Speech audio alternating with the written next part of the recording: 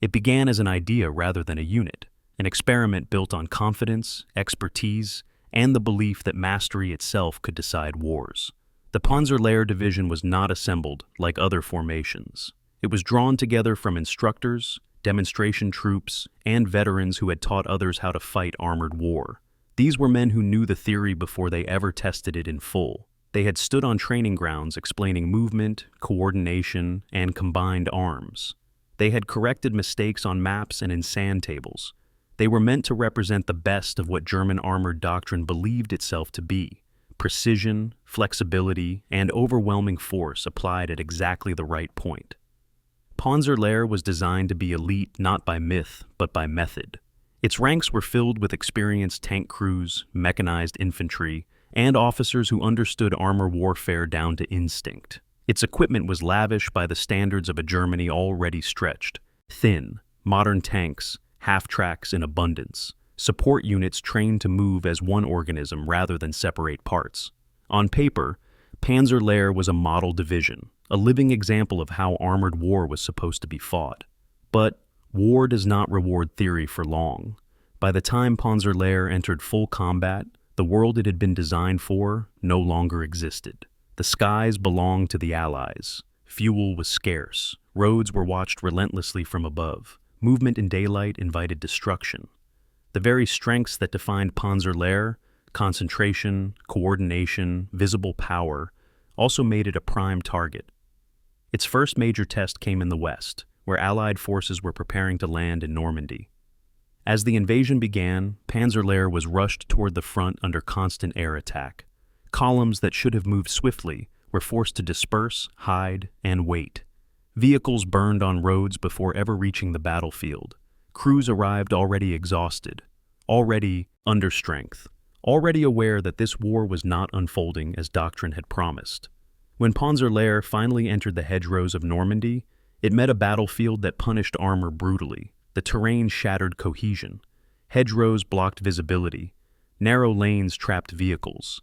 Infantry fights replaced sweeping maneuvers. Tanks that were meant to dominate open ground were reduced to cautious, short-range engagements where every advance risked ambush. Allied artillery and aircraft struck relentlessly. Supply lines were severed, fuel shortages worsened. Losses mounted at a pace that even an elite formation could not absorb indefinitely. Still, Panzer Lehr fought hard.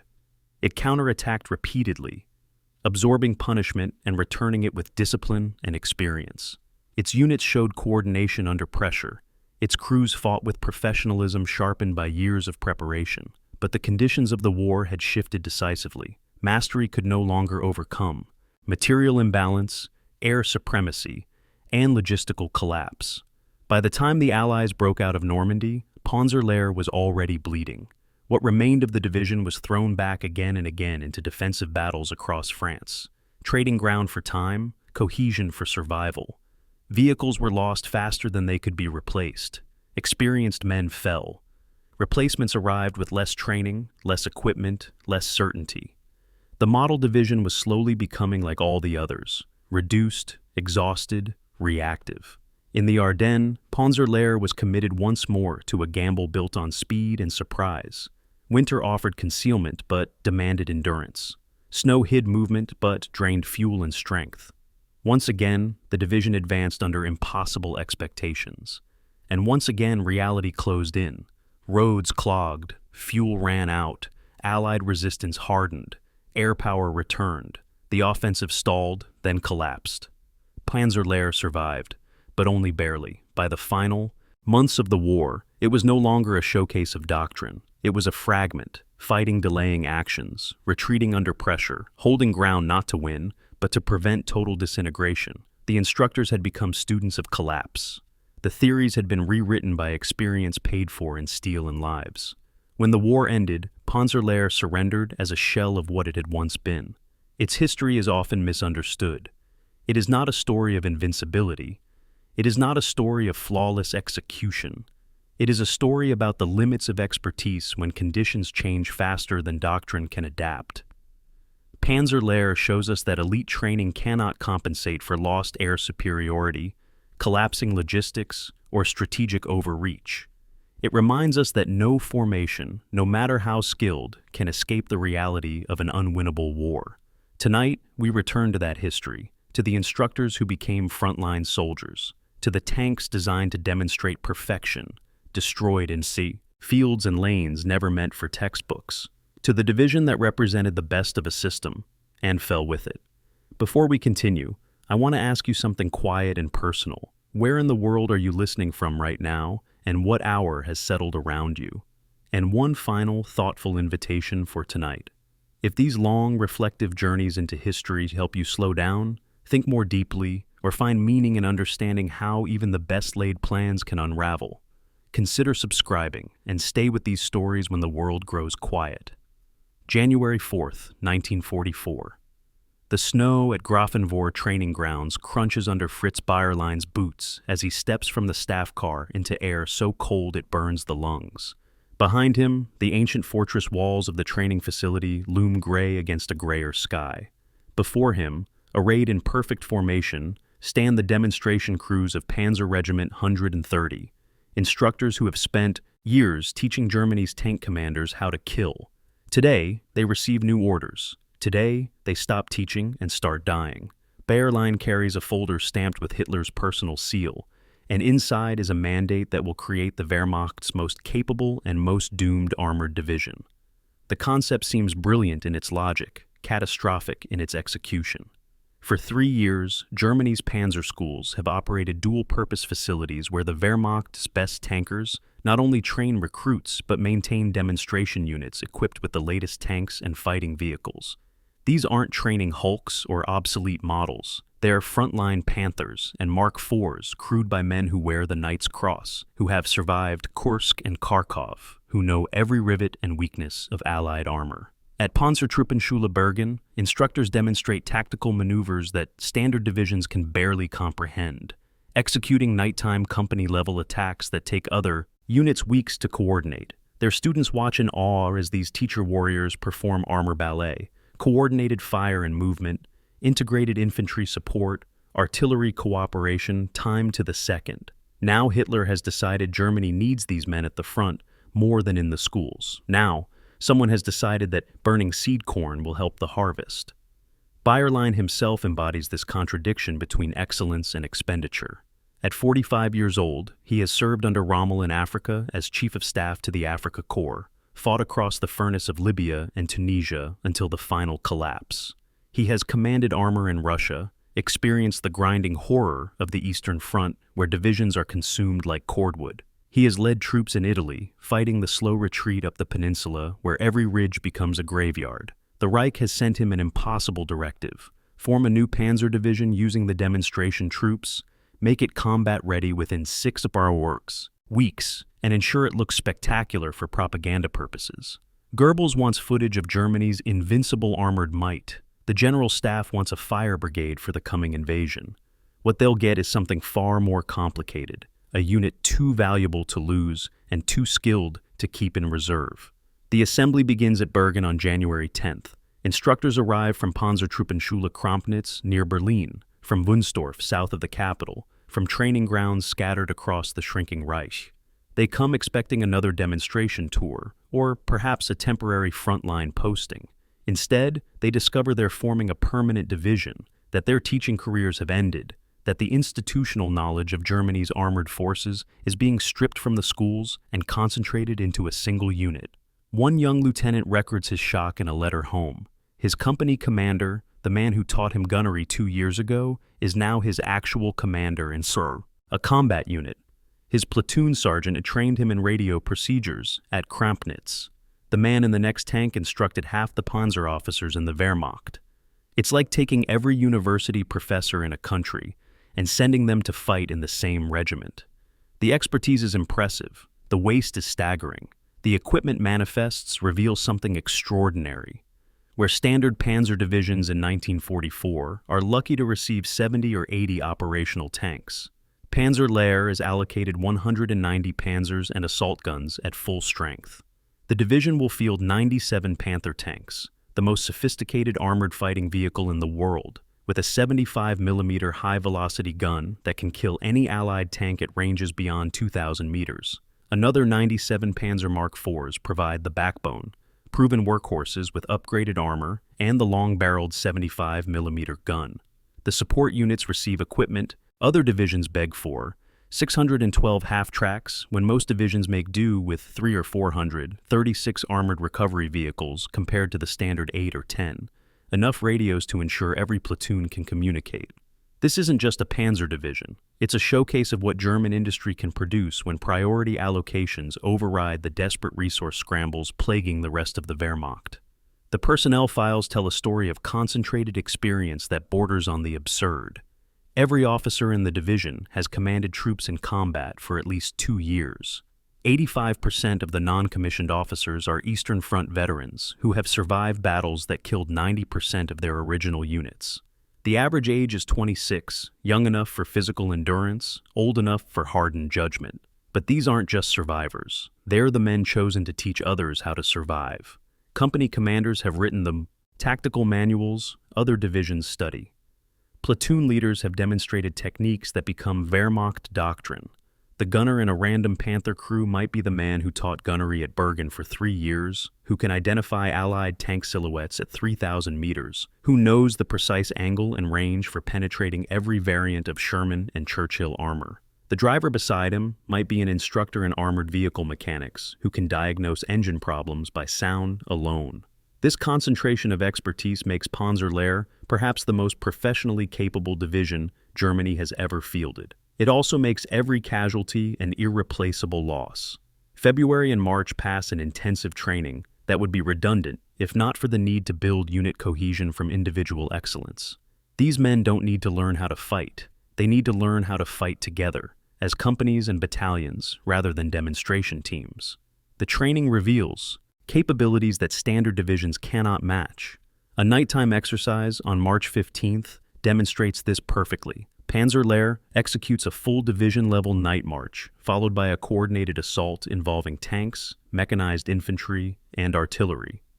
The operation requires radio discipline, navigation, traffic control, and fire coordination that would challenge units with months of joint training. Panzer Lehr completes it in a single night, with minimal confusion. Observers from 7th Army headquarters watch in amazement as Panthers emerge from darkness in perfect formation. Infantry dismounts synchronized with covering fire, artillery strikes landing within 60 seconds of the request. This is armor warfare as art form, the culmination of German tactical doctrine, executed by men who wrote that doctrine. But shadows gather, even in these moments of triumph. The cost calculations are quietly terrifying to anyone who understands logistics and replacement pipelines. Each soldier in Panzer Lehr represents 3 times the training investment of a standard Panzer Division crewman. Each tank costs the same, but the man operating it embodies years of institutional knowledge. When a Sherman crew dies, America can replace them with graduates from Fort Knox Armor School, not as skilled, but functional and increasingly experienced. When a Panzer Lehr crew dies, Germany loses not just combatants, but the instructors who would train their replacements. The division consumes resources at 3 times the rate of standard formations due to its sophisticated equipment and high-tempo training. Fuel allocation alone raises eyebrows at Wehrmacht supply headquarters. This single division will burn through petroleum at rates comparable to an entire corps.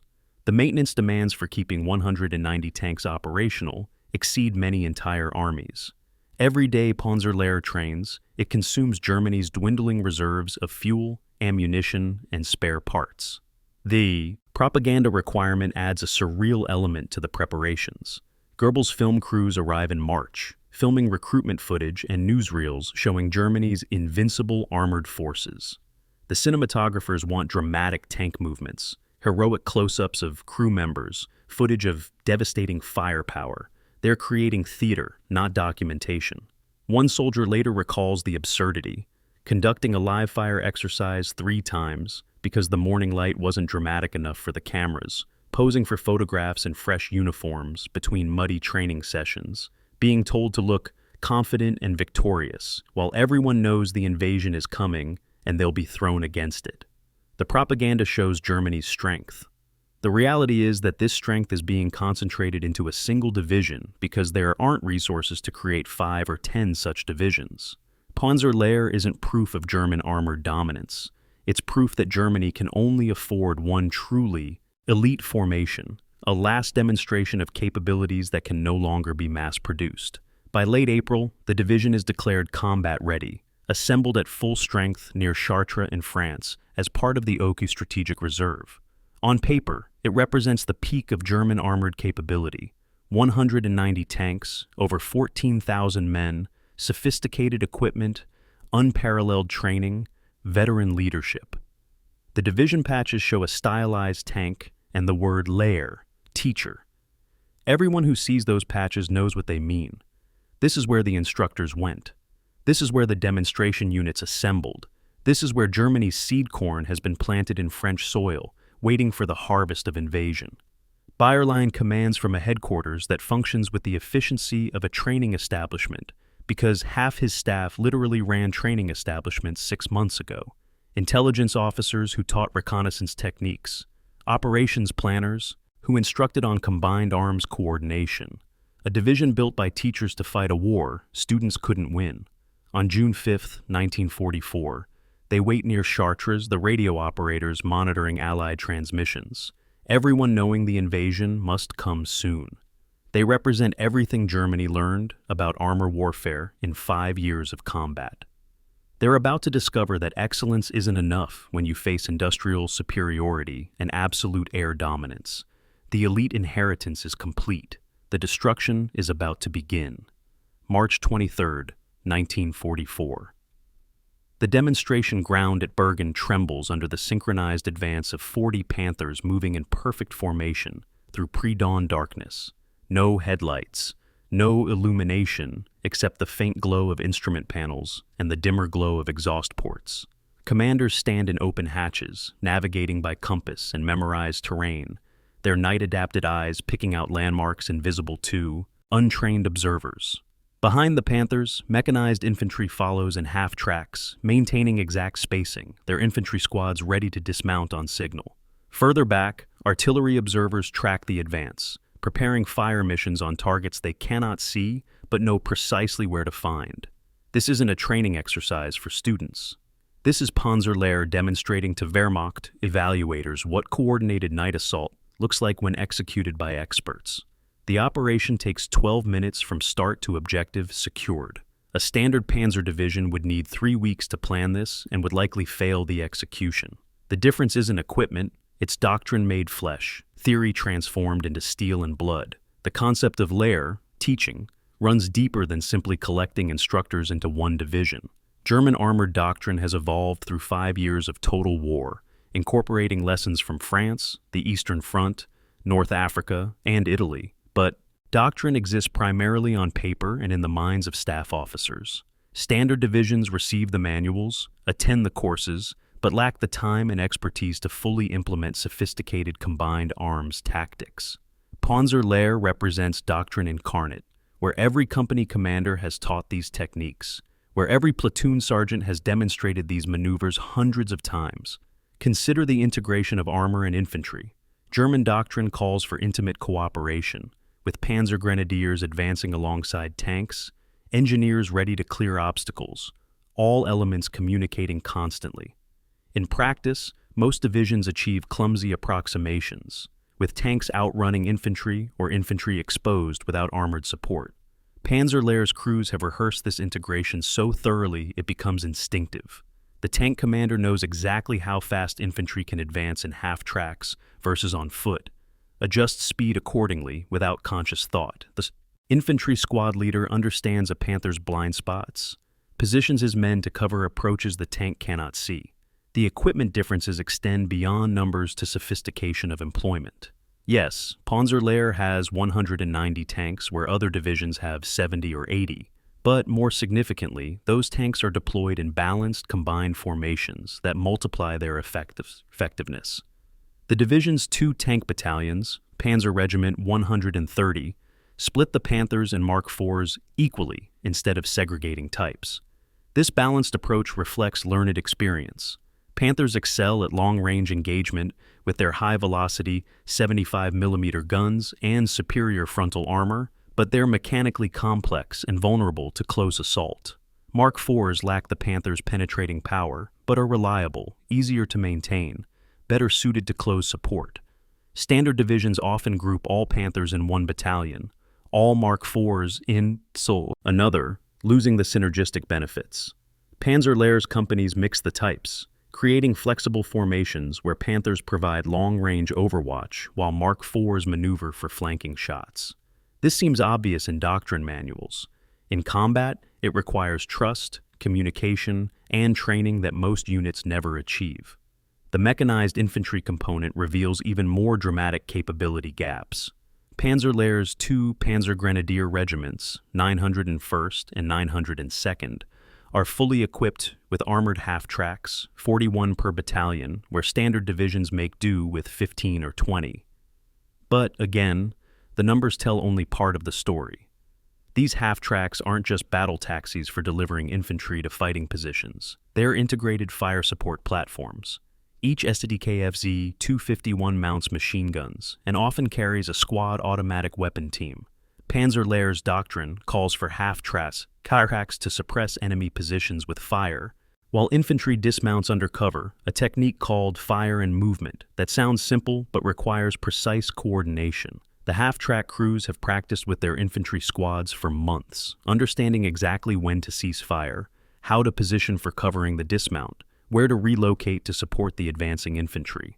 Watch a Panzer Lehr Panzer Grenadier assault and you see a ballet of violence. Half-tracks suppressing a tree line, infantry dismounting in dead ground, assault teams moving forward under covering fire, all while tanks provide heavier support from overwatch positions. Standard divisions attempt this and achieve confusion, friendly fire incidents, gaps in coverage. Panzer Lehr executes it as routine.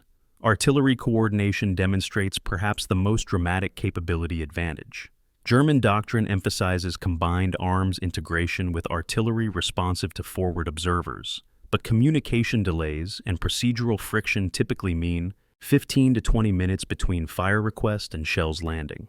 Panzer Lehr reduces this to 4 minutes through a combination of excellent communications equipment, enough radios that every company has direct links to artillery headquarters, and extensive training where observers and battery commanders have worked together for years. A company commander spots an enemy's strong point, radios coordinates to the division artillery regiment, and within 4 minutes faces incoming fire from 105mm howitzers. This rapid response transforms artillery from preparatory bombardment to active battle support. In defensive situations, Panzer Lehr can establish prearranged fire plans where observers call down strikes on predetermined coordinates, creating killing zones in seconds. The technical capability exists in other divisions. The training and communication infrastructure to employ it reliably does not. The recovery and maintenance systems reveal unglamorous but critical advantages. Panzer Lehr fields 36 armored recovery vehicles, tracked heavy equipment carriers designed to retrieve damaged tanks under fire. Standard divisions have 8 to 12, meaning disabled vehicles often must be abandoned if they're in contested areas. This matters enormously because many tank kills in combat are actually mobility kills, thrown tracks, damaged transmissions, engine failures. A tank immobilized by a thrown track is helpless and typically abandoned by units lacking recovery capability. Panzer Lehr can recover, repair, and return such vehicles to service, sometimes within hours. The division's workshop companies include mechanics who previously served as instructors in tank maintenance schools, who can diagnose complex problems and improvise repairs with available materials. One veteran mechanic estimates that Panzer Lehr returns 40% of knocked-out tanks to service, while standard divisions might recover 15%. Over sustained combat, this difference compounds dramatically. Two divisions might lose similar numbers of tanks in battle, but Panzer Lehr steadily rebuilds strength, while the standard division's losses are permanent. Night fighting capabilities illustrate the combination of equipment and training advantages. German forces in 1944 increasingly operate at night to avoid Allied air superiority, but nighttime armored operations are extraordinarily difficult. Tanks moving in darkness risk losing cohesion, colliding, becoming separated and vulnerable. Panzer Lehr's extensive training in night operations, company commanders have conducted dozens of night exercises, combines with superior equipment. The division receives priority allocation of experimental infrared night vision devices for selected vehicles, though these remain rare. More importantly, every tank commander has practiced night navigation until it becomes second nature, understands how to maintain formation using sound and silhouette, knows the careful balance between speed and control. The March 23rd demonstration captures this. 40 Panthers advancing in darkness without lights, maintaining formation, arriving at the objective together. This capability will prove crucial in Normandy, where Panzer Lehr increasingly operates at night to avoid catastrophic daytime air attacks. The doctrine also encompasses tactical flexibility that standard divisions struggle to match. Panzer Lehr's officers have studied Allied tactics extensively, both through formal intelligence briefings and through personal experience. Many served in Africa against British and American forces, in Italy against the growing Allied armies. They understand Allied combined arms doctrine, know that American forces will call massive artillery barrages, that British formations will methodically coordinate armor and infantry. This knowledge informs defensive preparations, where Panzer Lehr disperses forces to minimize artillery effectiveness, prepares ambush positions for Allied armor, coordinates counterattacks at vulnerable moments. More importantly, the division practices adaptive tactics, where company commanders can shift between offensive, defensive, and meeting engagements without requiring detailed orders from above. This decentralized command style, mission tactics, and German doctrine, works only when subordinate commanders are highly trained and trusted. Standard divisions require detailed instructions for complex operations. Panzer Lehr's commanders receive mission objectives and exercise initiative in achieving them.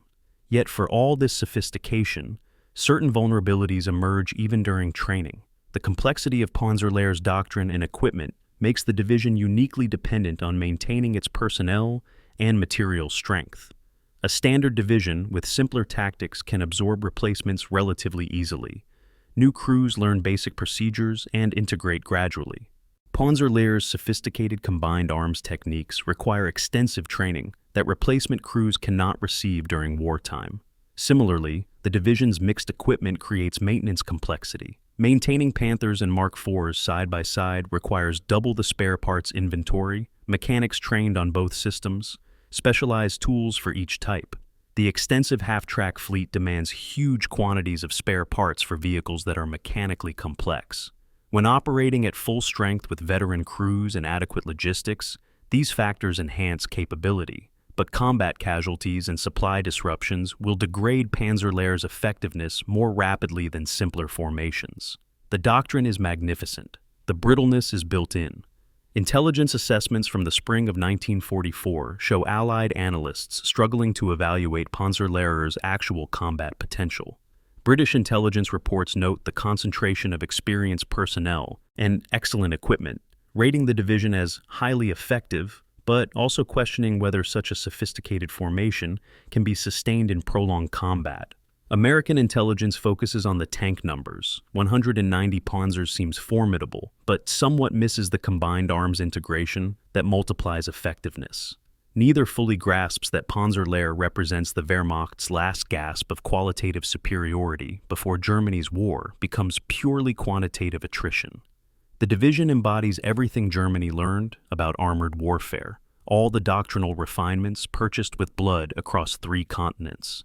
It stands ready to demonstrate that tactical excellence, sophisticated doctrine, and superb equipment can achieve local superiority even against enemies with overwhelming material advantages.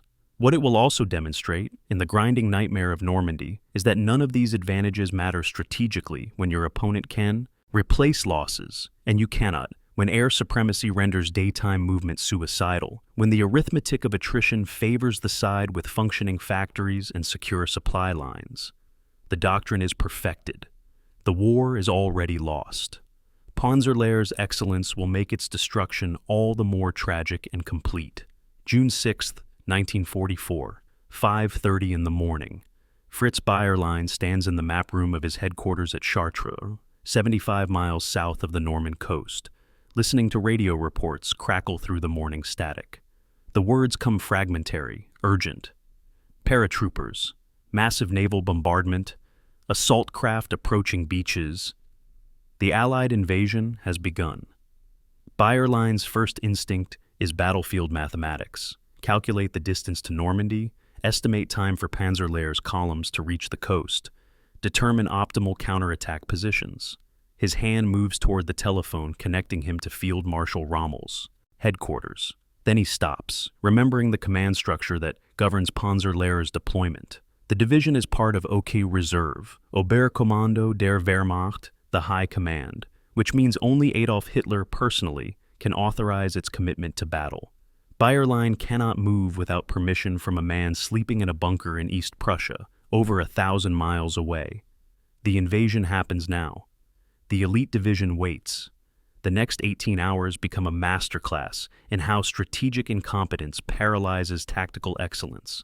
Bayerlein spends the morning making urgent phone calls up the chain of command, each conversation hitting the same immovable obstacle. Division commanders recommend immediate deployment. Get Panzer Lehr to the coast before the Allies establish unassailable beachheads. Corps and army commanders agree, forwarding the recommendations higher. Field Marshal Gerd von Rundstedt, overall commander of German forces in the West, personally requests release of Okkubel reserves at 9 o'clock that morning. The request travels to Hitler's headquarters at the Berghof, where staff officers face an impossible situation. The Führer worked late into the previous night and gave strict orders not to be disturbed before noon. No one dares wake him to report the invasion, even as thousands of Allied troops pour ashore.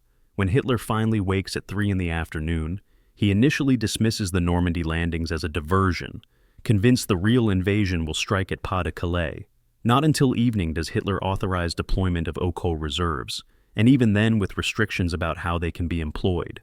Panzer Lehr receives movement orders at 10 o'clock on the night of June 6th, 16 hours after the invasion began, 41 hours after Hitler should have released the reserves.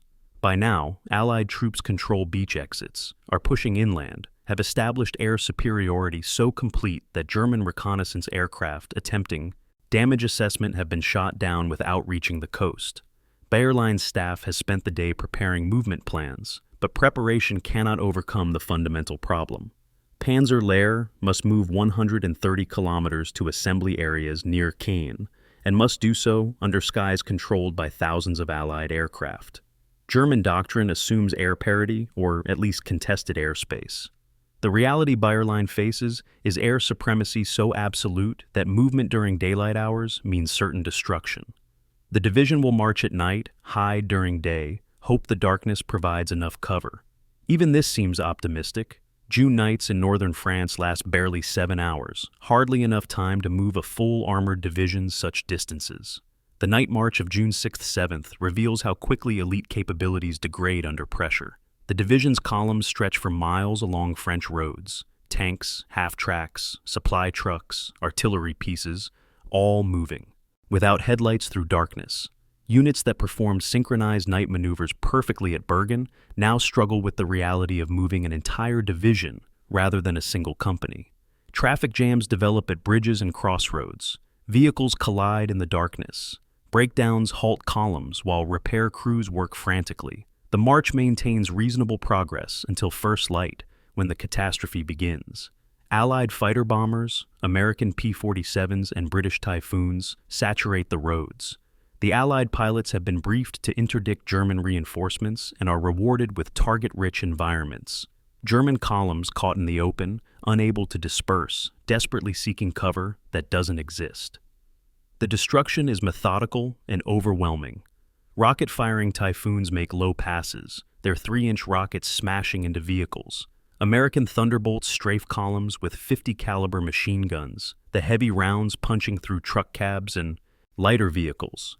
Panzer Lehr's tanks are somewhat protected by armor. Rockets and machine guns cannot penetrate Panther frontal plates, but the softer-skinned vehicles die by the dozens. Troop trucks explode in flames. Fuel tankers become rolling fire bombs. Half-tracks, despite their armor, prove vulnerable to concentrated fire. Bayerlein travels with the forward elements and watches his division bleed. A half-track 30 meters ahead erupts as rockets strike its thin top armor, killing the infantry squad inside. Supply vehicles carrying ammunition cook off in spectacular explosions. Recovery vehicles, the precious, irreplaceable recovery vehicles that enable Panzer Lehr to salvage damaged tanks, are priority targets, easily identified by their heavy winches and distinctive silhouettes. The casualty count from the march is devastating for a unit that hasn't yet fired a shot in anger. 5 Panzer Mark IV tanks are lost, not to enemy tanks, but to air attack, with 1 destroyed. By rockets, 3 abandoned after mechanical breakdowns under fire, 1 immobilized and captured. 3 Panthers throw tracks trying to maneuver off-road to escape strafing runs. 84 half-tracks are destroyed or damaged beyond field repair, fully 13% of the division's mechanized infantry transport. 130 trucks are lost, representing over 15% of the soft-skinned vehicle fleet. 200 men are killed or wounded by air attack alone, including some of the division's precious veteran NCOs.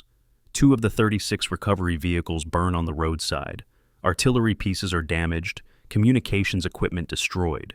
Panzer Lehr limps into assembly areas south of Caen on the morning of June 7th, having lost more capability marching to battle than many divisions lose in their first engagement. The fuel situation adds insult to catastrophe. Pre-invasion planning allocated sufficient fuel for the march to Normandy, but the planners assumed relatively direct routes and minimal delays. The circuitous night march, the repeated stops and starts, the tanks maneuvering off-road to avoid air attack, all consume fuel at rates far exceeding estimates. Fuel trucks are priority targets for Allied aircraft, and several tankers are destroyed before reaching the division. Panzer Lehr arrives at its assembly areas at approximately 60% of optimal fuel capacity, enough for perhaps 3 to 4 days of operations instead of the planned week. Immediate resupply is impossible because the roads Panzer Lehr just traveled remain under constant air attack. Every supply convoy attempting to reach Normandy faces similar attrition. The division hasn't fought the Allies yet, but the Allies have already degraded its combat power by 15% and compromised its logistics. Bayerlein's situation report to 7th Army headquarters on the evening of June 7th makes grim reading. The division is combat ready, but significantly weakened from expected strength. Infantry battalions are short of transport. Tank battalions remain largely intact, but supporting elements are depleted. Supply situation is marginal and worsening. Morale remains high. The men are veterans. They've seen worse in Russia, but everyone understands they're fighting under conditions German doctrine never anticipated. The Luftwaffe is conspicuously absent, with promises of air support that never materialize. One bitter joke circulates among the tank crews. If you see silver aircraft, those are American. If you see dark aircraft, those are British. If you see no aircraft at all, that's the Luftwaffe. The strategic timing question haunts Bayerlein as his division settles into positions on June 8th. If Panzer Lehr had been released at dawn on June 6th, the division could have reached the coast before Allied beachheads consolidated, might have struck paratroop units before they organized defenses, could have contested the beaches while Allied forces were most vulnerable. The historical counterfactual is unknowable but tantalizing. A full-strength Panzer Lehr arriving 12 hours after the invasion begins, with daylight movement possible because Allied air bases remain in England and aircraft must fly extended missions, could have achieved tactical impacts that changed the invasion's trajectory. Instead, 36 hours of delay meant the division arrived after Allied forces established strong positions, after air supremacy became absolute, after the critical window closed. Hitler's sleep schedule and paranoia about Pas-de-Calais cost Germany its best chance to employ its elite division effectively. The irony cuts deepest when considering Panzer Lehr's creation rationale. Germany pulled its best instructors from training establishments to create one spectacular division for exactly this scenario, to rush to critical sectors and restore crisis situations through superior training and equipment, the YAL. Division was specifically intended as a rapid reaction force, yet the command structure made rapid reaction impossible. All the tactical sophistication in the Wehrmacht cannot overcome strategic paralysis at the highest level.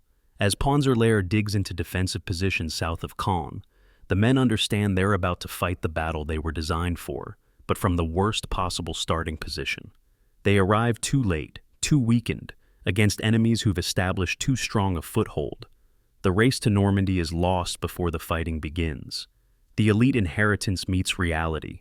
Excellence delayed, becomes excellence squandered.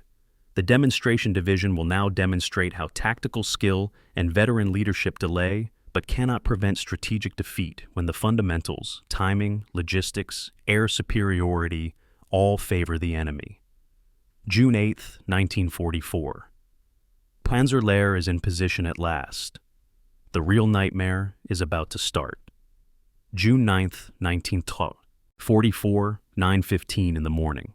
Hauptmann Helmut Ritgen crouches in the commander's cupola of his Panther, scanning the Norman hedgerows through binoculars, watching for the movement everyone knows is coming. His tank is positioned hull down behind a Bocage embankment south of the village of Tilly-sur-Seulles, 75mm gun trained on the approach road. Around him, the rest of 2nd Battalion, Panzer Regiment 130, waits in calculated ambush positions. Panthers positioned for overlapping fields of fire, Mark IVs covering the flanks, infantry dug into hedgerow positions with Panzerfausts ready. This is textbook German defensive doctrine, the kind of setup Ritgen taught at Panzertruppenschule Bergen for 2 years before Panzer Lehr formed. Today the students will be British tanks. The lesson will be terminal. The British 7th Armored Division, the Desert Rats who fought across North Africa, advances up the road in a column formation that makes Ritgen's targeting calculations almost insultingly simple. Cromwell tanks, the British answer to German medium armor, move in line with inadequate flanking reconnaissance. The Cromwells mount 57mm guns, decent against most targets but critically outranged by the Panther's 75mm high-velocity cannon.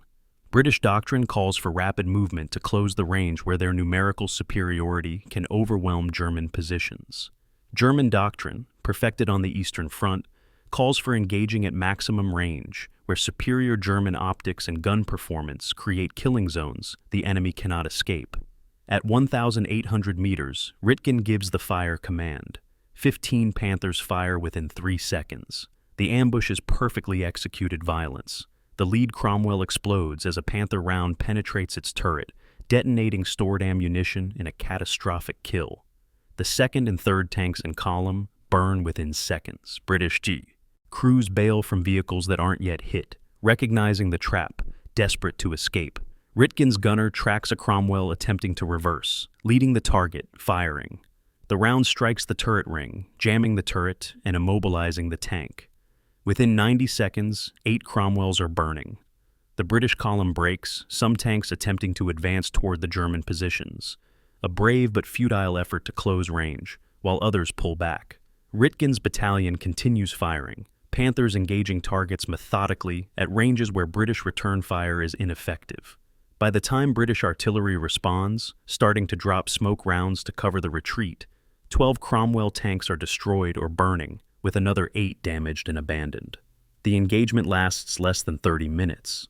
It's the kind of tactical perfection that Panzer Lehr was designed to deliver. But tactical perfection cannot exist in isolation from strategic reality. Within an hour, British artillery observers have identified the approximate positions of Ritgen's battalion and begin calling fire missions. 105mm and 155mm shells start falling on the German positions, searching for the tanks, killing exposed infantry, making the hedgerow positions untenable. Then the naval gunfire begins. Bayerlein later describes it as being shaken in a box. The earth-shaking impact of 16-inch shells from HMS Rodney firing from off the coast, each shell weighing over a ton, creating craters large enough to swallow a Panther. The battleship gunfire isn't particularly accurate, but it doesn't need to be. The shells are so massive that near misses throw tanks around like toys, tracks snapping, suspensions buckling, crews concussed inside their vehicles.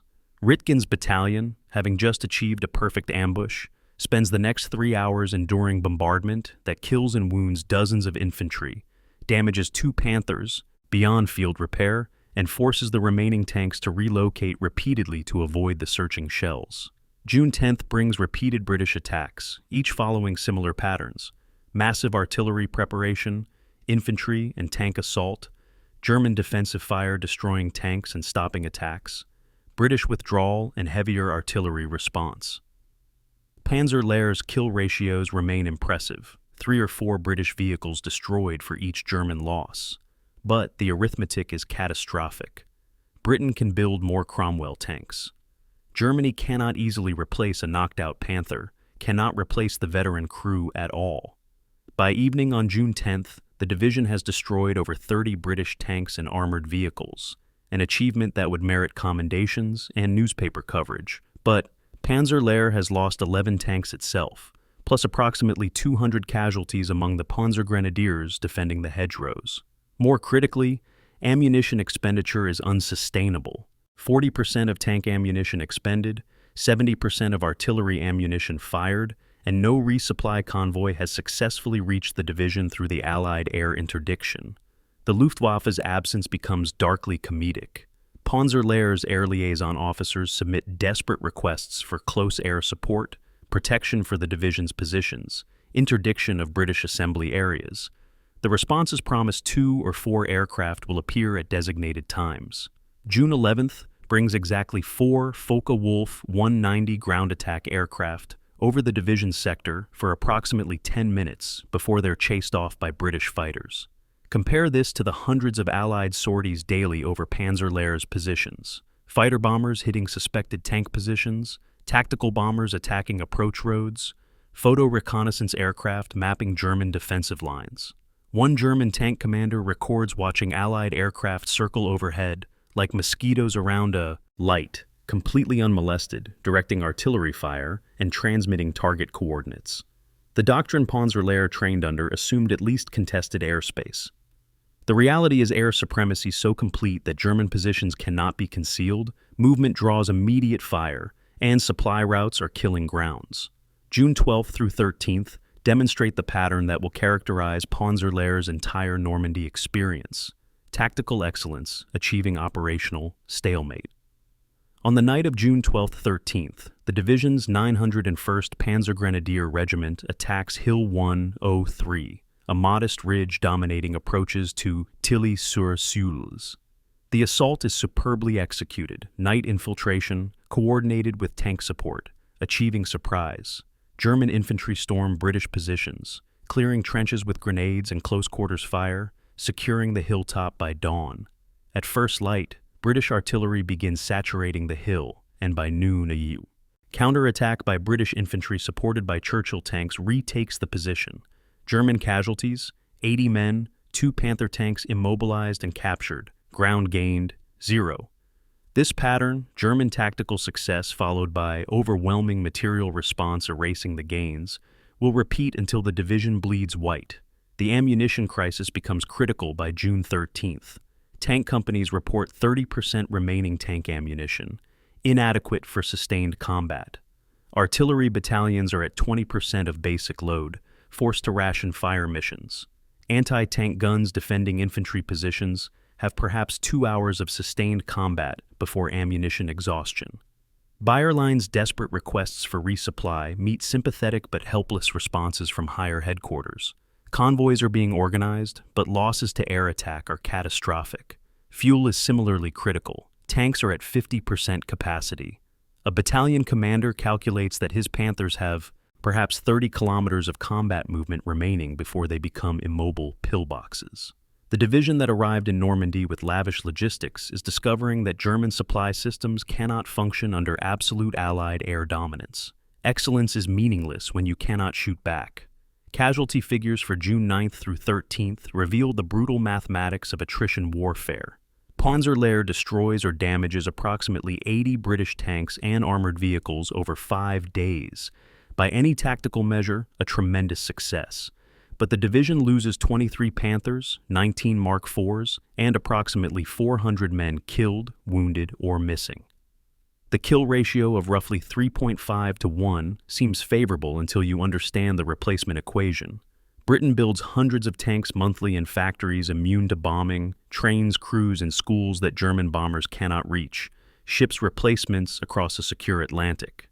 Germany's tank. Production barely replaces losses, crews come from a shrinking pool of trained personnel, and every veteran killed removes irreplaceable combat experience.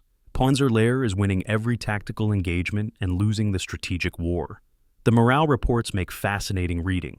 Despite the casualties, the ammunition shortages, the endless bombardment, veteran crews remain confident and effective. They're accomplishing what they were trained to do, killing enemy tanks at favorable ratios, holding defensive positions, executing complex maneuvers under fire. But a new theme appears in letters and conversations: recognition that individual skill cannot overcome systemic disadvantages. One Panther commander writes home describing the destruction of 4 British tanks in a single engagement, then adds, "But for every tank we destroy, 2 more appear. Where are ours?" The question has no good answer. Germany's tank force in Normandy will never grow stronger.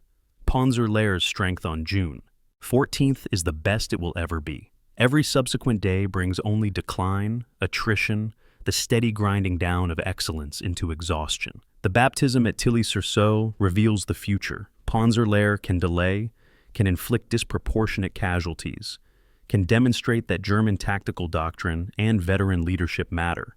But delay is not victory.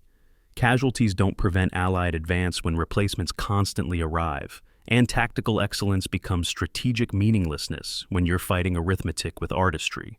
The Demonstration Division has demonstrated its capabilities. The demonstration has also revealed the limits of demonstration in total war. June 13th, 1944, 6 in the morning. Fritz Bayerlein spreads a map across the hood of his command vehicle, tracing roads and terrain features with a pencil, while staff officers cluster around.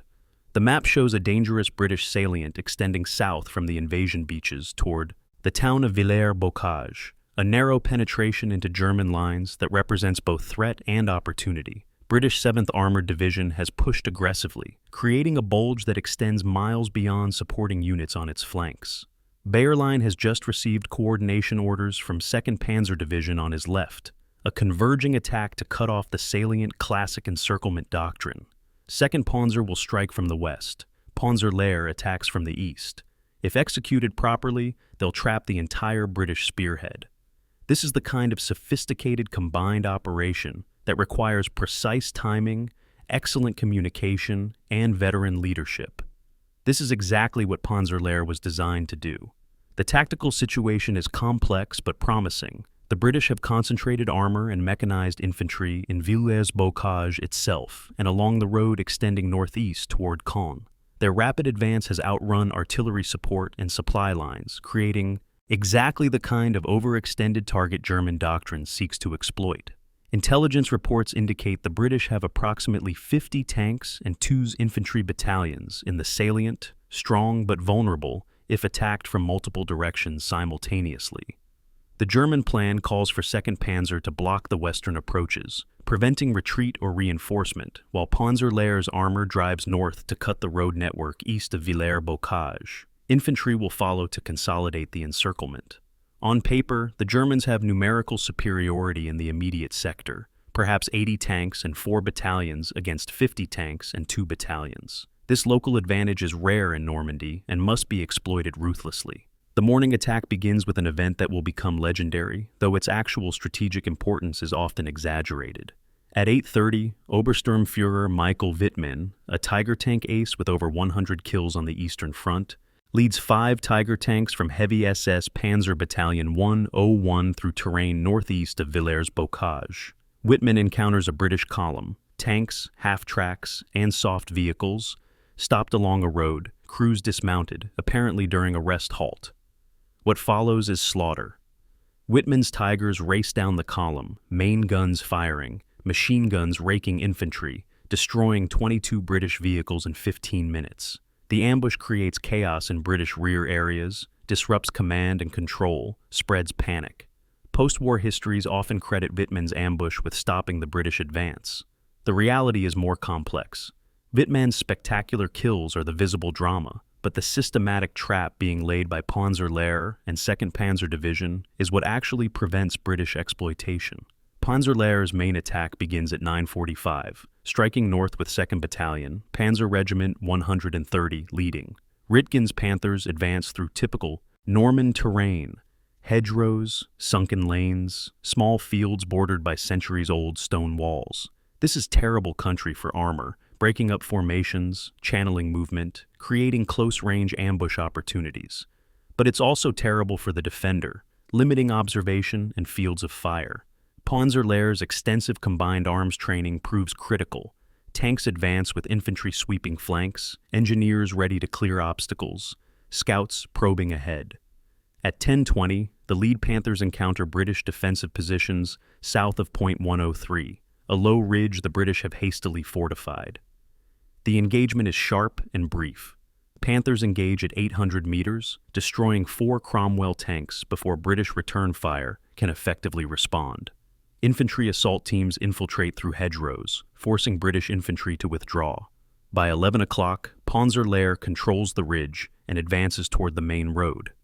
The encirclement develops through the afternoon, with the methodical inevitability of a well-executed plan. 2nd Panzer Division's attack from the west hits British positions at Villers-Bocage itself, while Panzer Lehr swings north to cut escape routes. By 1400 hours, German tanks occupy blocking positions on roads northeast and east of the town. British forces are surrounded on 3 sides, with only a narrow corridor to the north still open. Bayerline coordinates fire missions to interdict this escape route, artillery falling on road junctions and likely withdrawal paths. The British recognize their danger and begin pulling back, but the withdrawal is costly. Panzer Lehr's Panthers in overwatch positions engage retreating British vehicles at long range, methodically destroying tanks and half-tracks attempting to break out. Anti-tank gun screens positioned across likely escape routes claim additional victims. This is combined arms warfare, as taught in German tactical schools. Armor providing mobile firepower, infantry holding ground, artillery interdicting movement, all elements coordinating through a command structure that maintains cohesion despite the confusion of battle. The afternoon fighting reveals both Panzer Lehr's capabilities and its constraints. German forces destroy approximately 40 British vehicles, tanks, armored cars, and half-tracks, and capture over 200 prisoners. British units attempting to counterattack into the encirclement meet coordinated defensive fires that stop them cold. A company of Churchill infantry tanks, heavily armored but slow, tries to break through Panzer Lehr's eastern positions. Panthers engage from hold-down positions, their high-velocity 75mm guns punching through Churchill armor at ranges where British return fire is ineffective. 7 Churchills burn within 20 minutes. From a tactical perspective, the operation is textbook success. Local superiority exploited, enemy forces trapped and destroyed. Objectives achieved with favorable loss ratios. But 2 critical factors undermine the victory. Panzer Lehr lacks the ammunition and fuel to pursue vigorously, and British forces ultimately withdraw successfully through the northern corridor before Germans can seal it completely. The cost side of the ledger reveals the continuing attrition that cannot be sustained. Panzer Lehr loses 9 Panthers and 7 Mark IVs during the day's fighting, mostly to British anti-tank guns and return fire from Cromwell and Churchill tanks at close range. 180 men are killed or wounded, including several veteran company commanders. Ammunition expenditure is catastrophic. After the engagement, tank companies report 15% remaining armor-piercing ammunition, 20% high-explosive shells. Artillery battalions fire their entire daily allocation in 8 hours. Most critically, fuel consumption during the mobile operation drains tanks to 25% capacity. Bayerline's after action report notes bitterly that the division could have pursued the withdrawing British and turned tactical success into operational breakthrough if fuel trucks could reach his forward positions. But Allied air attacks have destroyed or delayed every supply convoy attempting to reach Panzer Lehr. The division sits astride a successful battlefield, immobile from fuel exhaustion, unable to exploit victory. June 14th brings the predictable British response. Massive artillery bombardment of German positions around Villers-Bocage, followed by infantry and tank counterattacks to restore the situation. The British have learned they cannot match German tactical skill in mobile operations, so they're applying their advantage in firepower, artillery, and air support that Germans cannot match. The bombardment begins at dawn, hundreds of guns saturating suspected German positions. Naval gunfire adds weight, 16-inch shells walking across the landscape. Bayerline's command post receives near misses that kill 4 staff officers and destroy communications equipment. Forward positions endure hours of shelling that kills dozens of infantry and damages vehicles. When British tanks finally attack, they advance behind creeping barrages, using artillery fire to suppress German positions. Panzer Lehr's depleted ammunition stocks mean tanks must choose targets carefully, husband shells for critical moments. The division holds its positions, but cannot prevent British forces from reoccupying ground east of Villers-Bocage. By evening, the tactical situation is essentially unchanged from June 12th. 40 British vehicles destroyed, approximately 180 German casualties later, and the front lines are back where they started. The operational lessons from Villers-Bocage are both encouraging and devastating. Encouraging. Panzer Lehr demonstrates that German forces can still achieve local superiority, that sophisticated combined arms operations can trap and destroy enemy formations, that tactical skill matters. Two panzer divisions coordinating an encirclement operation under difficult conditions achieve exactly the kind of success German doctrine predicts. Wittmann's dramatic ambush and Panzer Lehr's systematic destruction of the British salient show that German armor, properly employed, remains formidable. But devastating. Tactical victories mean nothing strategically when the enemy can absorb losses and continue operations, when German forces lack supplies to exploit success, when every engagement depletes irreplaceable resources. Panzer Lehr destroys 40 British vehicles but loses 16 of its own. Better than 1-to-1, but British vehicle parks have hundreds of replacement tanks, while German tank strength only declines. The division captures 200 prisoners but suffers 180 casualties among personnel who cannot be replaced with equivalently trained soldiers. The pattern is now established and will continue until Panzer Lehr's destruction. The division achieves tactical excellence, inflicts disproportionate casualties, executes doctrine perfectly, and slowly bleeds to death from wounds that would be minor for a force with functioning logistics and replacement pipelines. After Villers-Bocage, Panzer Lehr's operational strength assessment reads: 68 operational Panthers, 53 operational Mark IVs, ammunition at 35% for tanks and 20% for artillery, fuel at 25% capacity with no resupply expected for 3 days. The division still rates as combat effective in official reports. The reality is that Panzer Lehr is becoming a wasting asset, burning through its excellence faster than German industry and training establishments can regenerate capability. June 14th evening, the division has achieved another tactical success. The war is another day closer to strategic catastrophe. The Villers-Bocage vice closed on British forces, but the larger vice, Allied material superiority, air dominance, and strategic initiative, is closing on Panzer Lehr itself. Every engagement brings the division closer to the breaking point, where tactical skill cannot compensate for systemic exhaustion. The demonstration continues. The lesson is becoming clear. Demonstration is not the same as decision, tactical victory is not strategic success, and excellence without resources is just slower defeat. June 26, 1944, 5 in the morning. The earth south of Caen begins to tremble, not from tanks or explosions, not yet, but from the approach of sound itself, the building wall of noise that precedes massed artillery fire. Soldiers in Panzer Lehr's forward positions have perhaps 30 seconds of warning, just enough time to dive into bunkers and pray. Then 700 British guns open fire simultaneously. The bombardment is methodical annihilation.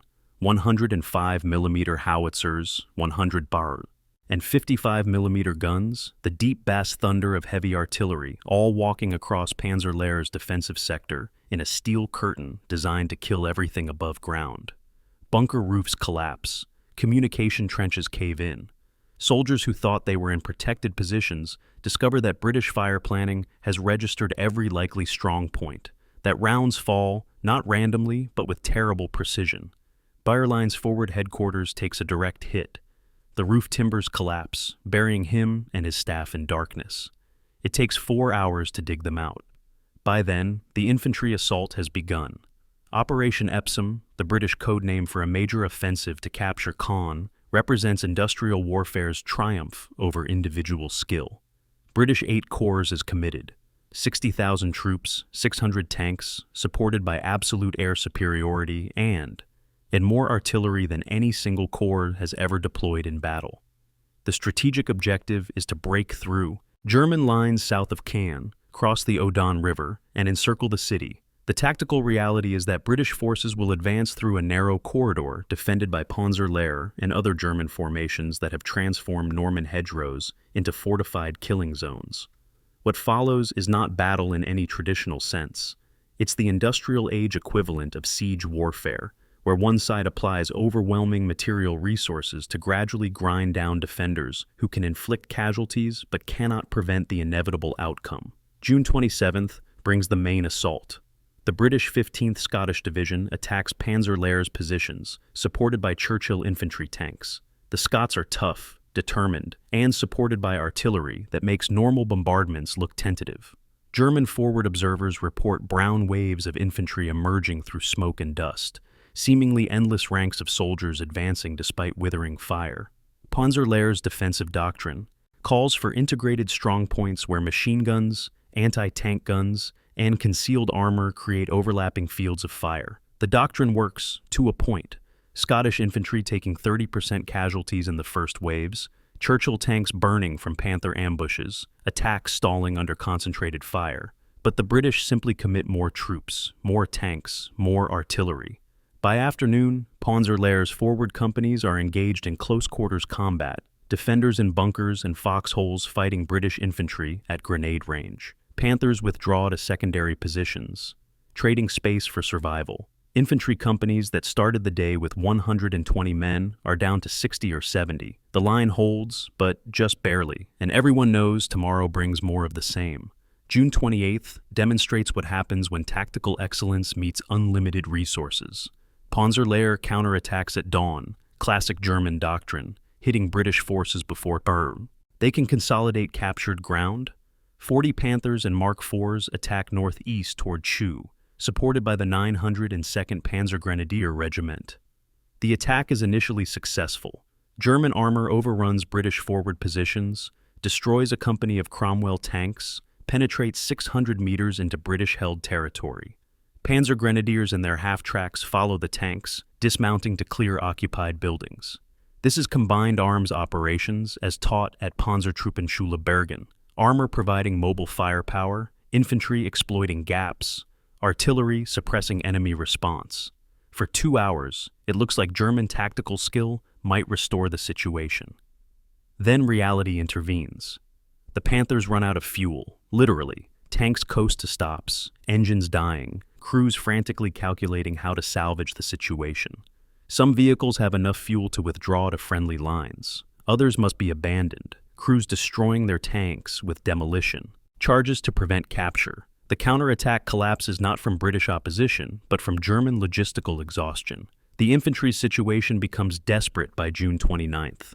Panzer Grenadier battalions that began Operation Epsom at 70 or 80% strength are down to 40%, not for single devastating engagements, but from continuous attrition.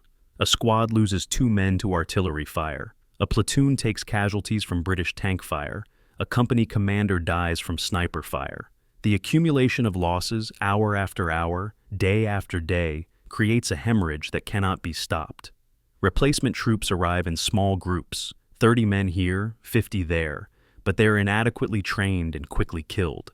One veteran sergeant describes taking command of a replacement squad and watching half of them die within 2 hours because they didn't understand basic cover and concealment.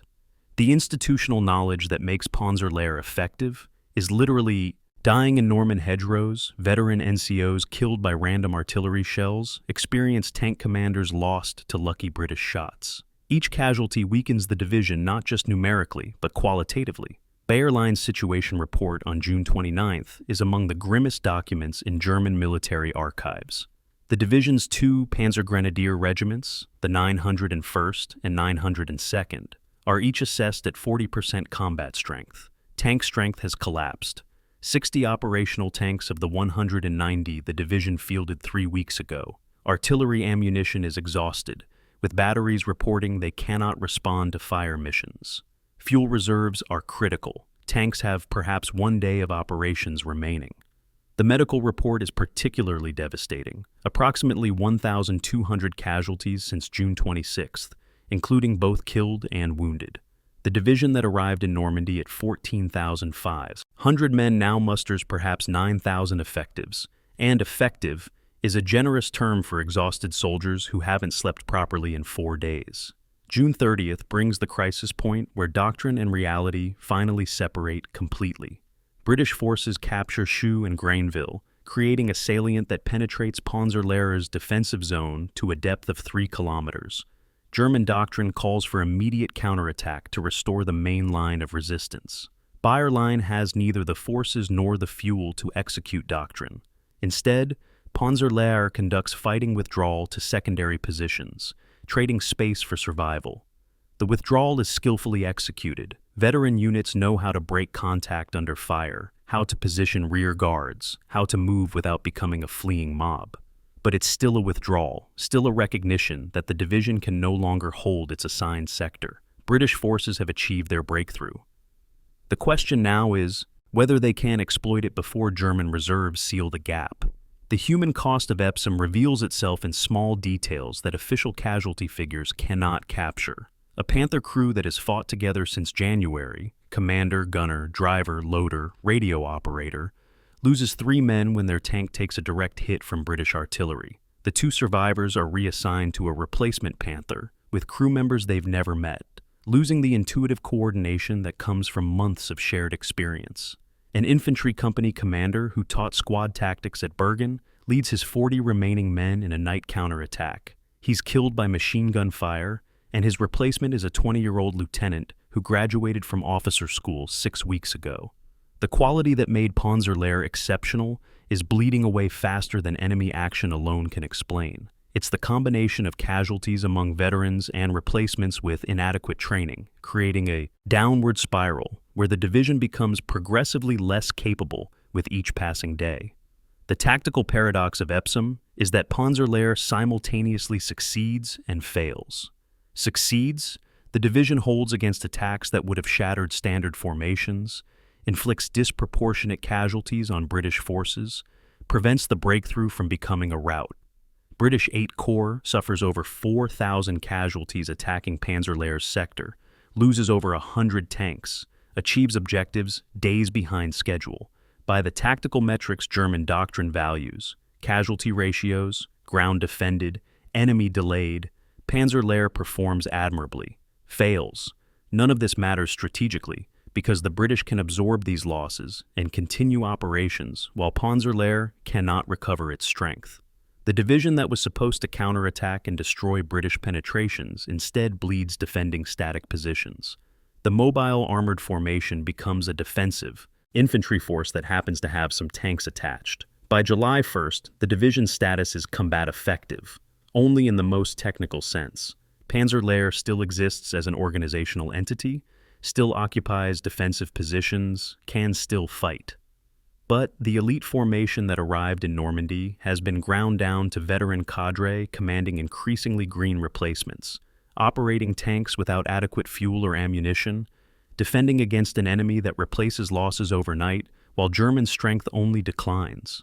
The cauldron of Epsom has not destroyed Panzer Lehr, that comes later, but it has broken the division's back, transforming elite formation into exhausted remnant. The lesson is brutal. Tactical excellence can delay defeat, but cannot prevent it when strategic fundamentals favor the enemy. Skill matters, training matters, veteran leadership matters, but they matter progressively less when you're defending against unlimited resources with rapidly declining capabilities. July 1st, 1944. Panzer Lehr has survived Operation Epsom. The survival looks increasingly like slow death. The demonstration continues, but what's being demonstrated has changed. No longer German superiority, but German resilience in defeat. The cauldron has done its work. July 2nd, 1944, early morning. The replacement draft arrives at Panzer Lehr's rear assembly area in trucks that have somehow survived the gauntlet of Allied air attacks. Battalion commanders gather to inspect their new soldiers and discover a nightmare disguised as reinforcement. The first soldier off the truck is perhaps 16 years old, baby-faced, wide-eyed, with fear and excitement. He wears a uniform too large for his frame and carries a rifle like someone who has fired it twice, maybe 3 times. The next soldier is 43 years old, limping from a poorly healed leg wound received in Russia, discharged from a hospital in Germany and sent back to combat. Duty, because the Wehrmacht needs bodies. A tank crew emerges, 5 men averaging 17 years old, trained on obsolete Czech tanks at a school that closed 3 months ago for lack of fuel. They've never fired a Panther's main gun. They've never operated in combat. They are statistically unlikely to survive their first engagement. The mathematics of replacement reveal the Wehrmacht's terminal decline. Panzer Lehr requires approximately 3,000 replacements to restore strength after Operation Epsom's casualties. The division receives 3,100 men. On paper, adequate, but the quality distribution is catastrophic. 200 are trained Panzer crewmen with some experience, perhaps 500 are recovered wounded, returning to duty, and the remaining 2,400 are a mixture of teenagers conscripted straight from school. Luftwaffe ground crew transferred because the German Air Force has no aircraft for them to service, and recovered wounded, who are technically medically cleared but practically compromised, missing fingers, partial hearing loss, limited mobility. Battalion commanders face an impossible choice: integrate these replacements into existing units, diluting veteran squads with inexperienced soldiers who require constant supervision, or form separate platoons of replacements, creating weak points in the defensive line. Most choose integration, gambling that veteran NCOs can train replacements during the brief quiet periods between British attacks. The tank replacement situation is equally grim. 47 tanks arrive through July to replace Epsom losses, 23 Panthers, 19 Mark IVs, 5 assault guns. This seems generous until maintenance officers inspect the vehicles. 15 of the Panthers are rebuilt from damaged hulks salvaged from Normandy battlefields. They're functional but carry battle damage that compromises reliability. The Mark IVs come from 3 different production variants, meaning each variant requires different spare parts, different ammunition types, different maintenance procedures. The assault guns are Stu G3s, useful vehicles but not replacements for the Panzer IVs lost. They're tank destroyers without turrets, limiting tactical flexibility. The maintenance nightmare compounds. Panzer Lehr now operates 5 distinct types of armored fighting vehicles, each with unique supply requirements, multiplying the complexity of an already overwhelmed logistics system. The training situation borders on criminal negligence. Though no individual is criminally responsible, it's systemic failure born of desperation. Standard German tank crew training takes 6 months. Basic training, specialist training for each crew position, unit integration training. Panzer Lehr's replacements receive approximately 3 weeks. Battalion commanders establish improvised training programs where veteran crews take replacement crews through compressed instruction, 2 days on gunnery using minimal ammunition, 3 days on tactical movement, 1 day on radio procedures and fire discipline. The instruction happens in sectors officially designated as quiet, which means only 200 casualties per week from artillery fire rather than the 400 sustained during Epsom.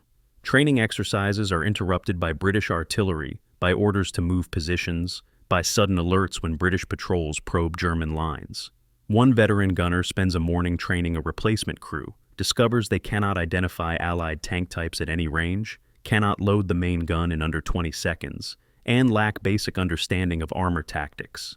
That afternoon, the battalion receives orders to prepare for defensive operations against expected British attack. The age distribution in July 1944, Panzer Lehr tells its own story of German defeat. Original personnel who formed the division in January averaged 26 years old, men with years of military experience, physical prime, mature judgment. Replacements arriving in July average 18.2 years old. The 12-year-old gap represents not just chronological age, but developmental maturity, physical conditioning, psychological readiness for combat trauma. Teenage soldiers can be brave, even heroic, but they lack judgment that comes only with experience. They panic under artillery fire. Veterans ignore, make tactical errors that kill themselves and comrades, require supervision that diverts veteran NCOs from combat leadership to basic training. The division technically returns to 70% strength by mid-July. Experienced battalion commanders estimate actual combat effectiveness at 45%, less than half what Panzer Lehr fielded in June. The fuel allocation reveals how German logistics are collapsing under Allied air supremacy. Panzer Lehr receives 60% of doctrinal fuel requirements, barely adequate for defensive operations, completely insufficient for the mobile counterattacks German doctrine demands. Every liter of fuel reaching Normandy has survived a gauntlet. Allied bombers attacking refineries in Romania and Germany, fighter bombers strafing railway tank cars, tactical aircraft destroying fuel trucks on Norman roads. The fuel that does arrive is often not the right type. Diesel for vehicles requiring gasoline, low-grade gasoline that causes engine problems in Panther's sophisticated Maybach engines. Maintenance crews learn to mix fuels, add additives, perform miracles of improvisation just to keep tanks mobile. But improvisation has limits.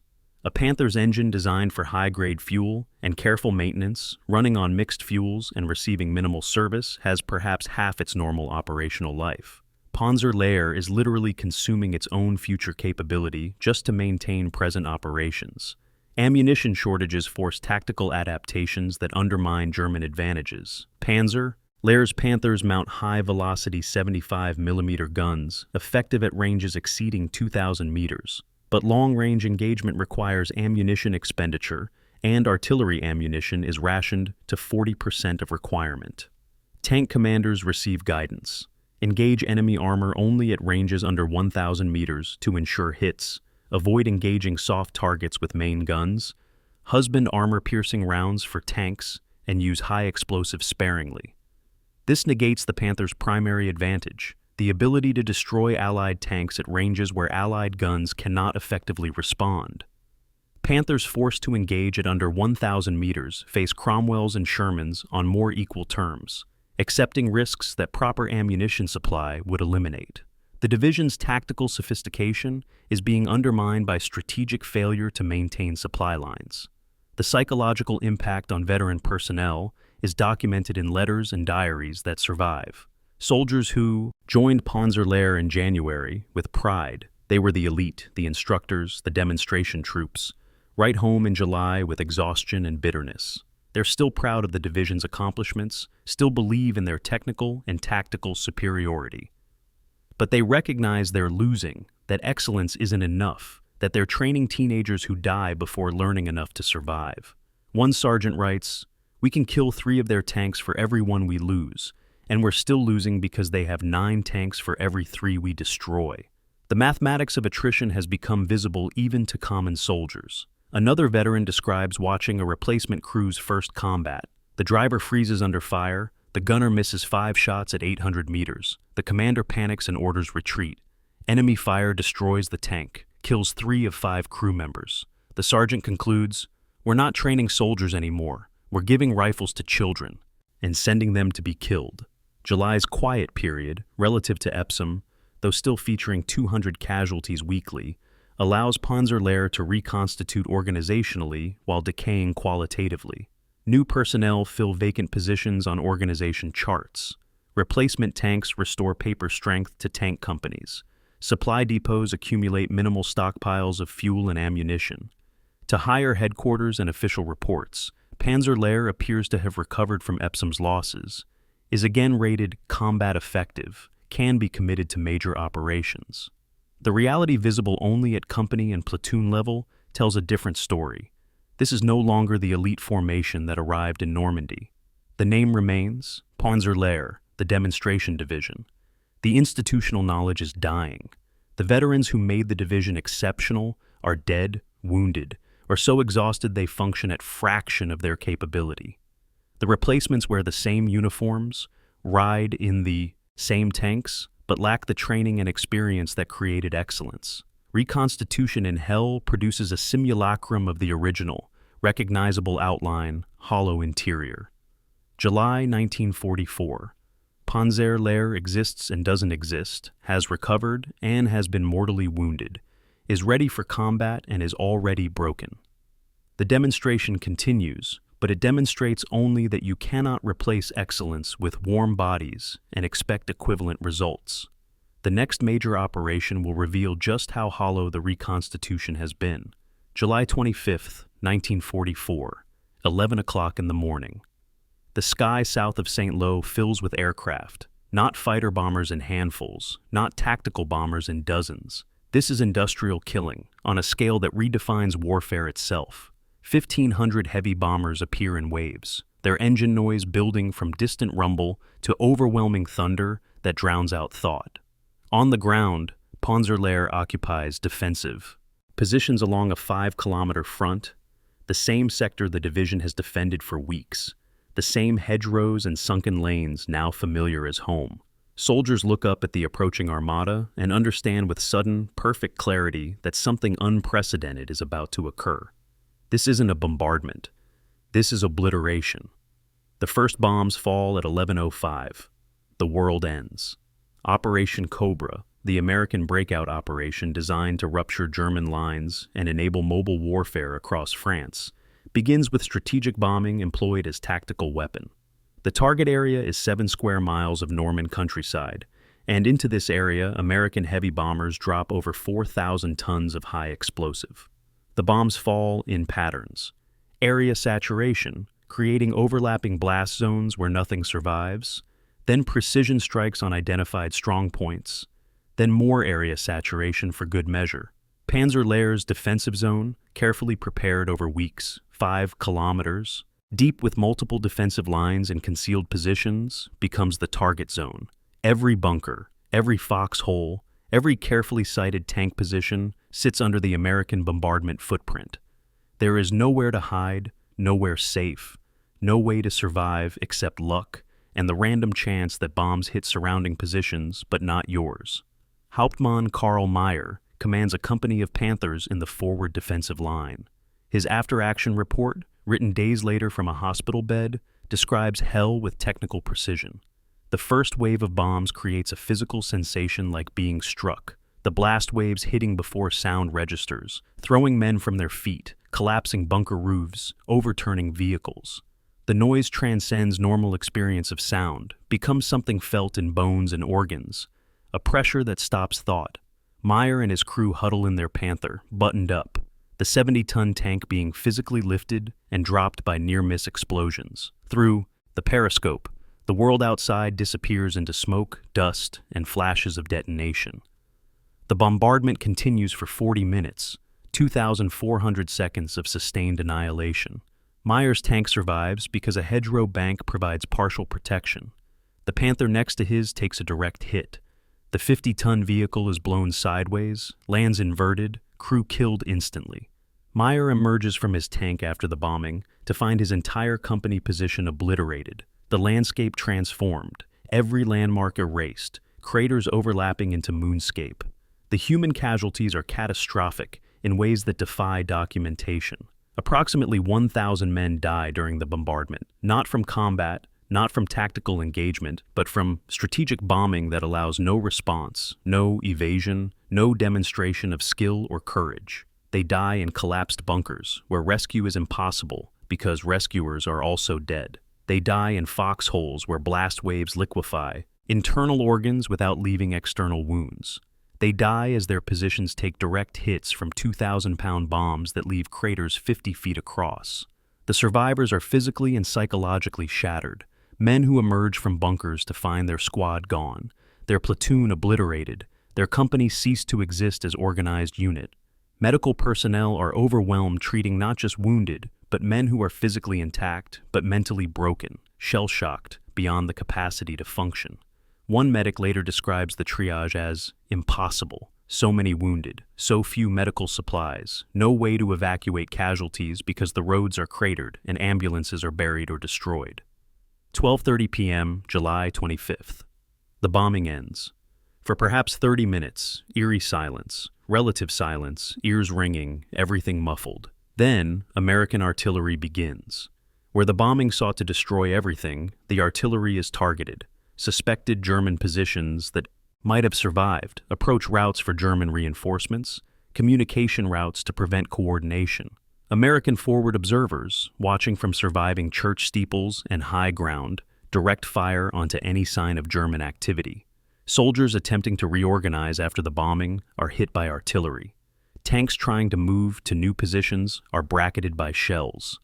The bombardment created chaos. The artillery sustains it, preventing recovery, and at 1300 hours, American infantry and armor advance. The American 2nd Armored Division attacks through the devastated zone, and for the first time in the Normandy campaign, American tanks encounter minimal resistance.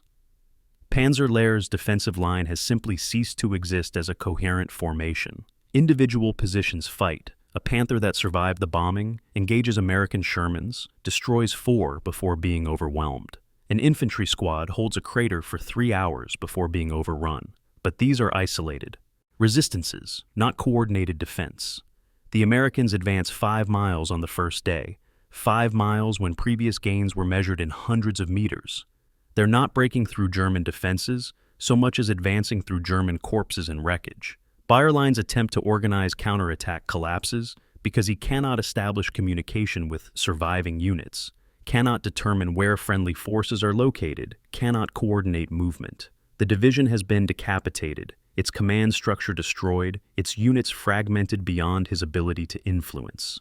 Evening, July 25th. Bayerlein composes the situation report that effectively acknowledges Panzer Lehr's destruction. Panzer Lehr Division is destroyed. Only small Kampfgruppen remain in scattered positions. Division can no longer conduct coordinated operations, require immediate withdrawal and reconstitution. The military language is clinical, but the implications are total. The division that defended this sector since June, that survived Epsom, that represented German elite armored capability, has been eliminated as a fighting formation in 1 day.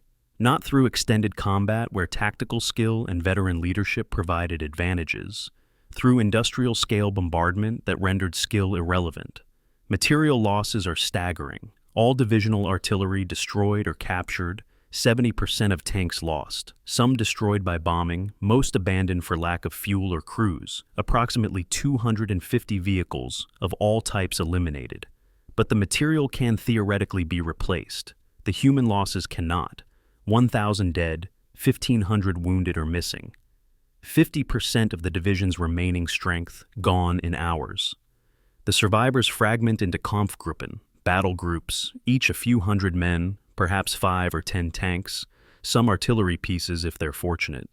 These groups conduct fighting withdrawals south, trying to stay ahead of American. Pursuit, looking for German lines to fall back to. One Kampfgruppe, under Major Ernst, moves 20 kilometers south over 3 days, fighting rearguard actions, abandoning vehicles as fuel exhausts, losing men to American air attacks and pursuit forces. They're soldiers without a division, veterans without a formation. Another group under Captain Weiss holds a crossroads for 12 hours, delaying American 2nd Armored Division's advance, then withdraws when ammunition is exhausted. These small unit actions demonstrate that individual courage and tactical skill survive Cobra, but organizational cohesion does not. Panzer Lehr as a division has been destroyed. What remains are pieces. July 27th brings assessment of Cobra's strategic implications. American forces have ruptured German defensive lines across a 20-mile front. The breakthrough threatens to become operational-level collapse. American armor advancing into German rear areas with minimal resistance. 7th Army. Headquarters attempts to organize new defensive lines using whatever forces can be scraped together. But the units available are Kampfgruppen from shattered divisions, remnants that survived Cobra, formations so depleted they exist only on organization charts. Panzer Lehr's remnants, approximately 4,000 survivors from the original 14,000, 12 operational tanks from the 90 that entered the battle, are ordered to new positions south of Coutances. The order is almost meaningless because the division lacks coherent command structure, lacks communication between surviving units, lacks the basic organizational framework to execute coordinated operations. The psychological impact of Cobra extends beyond Panzer Lehr to German forces throughout Normandy. Soldiers in adjacent sectors watched the bombing, understood that American forces now possessed the capability to simply annihilate defended positions before attacking. The demonstration effect is devastating. All the tactical skill, all the defensive preparation, all the veteran leadership mean nothing against strategic bombing on this scale.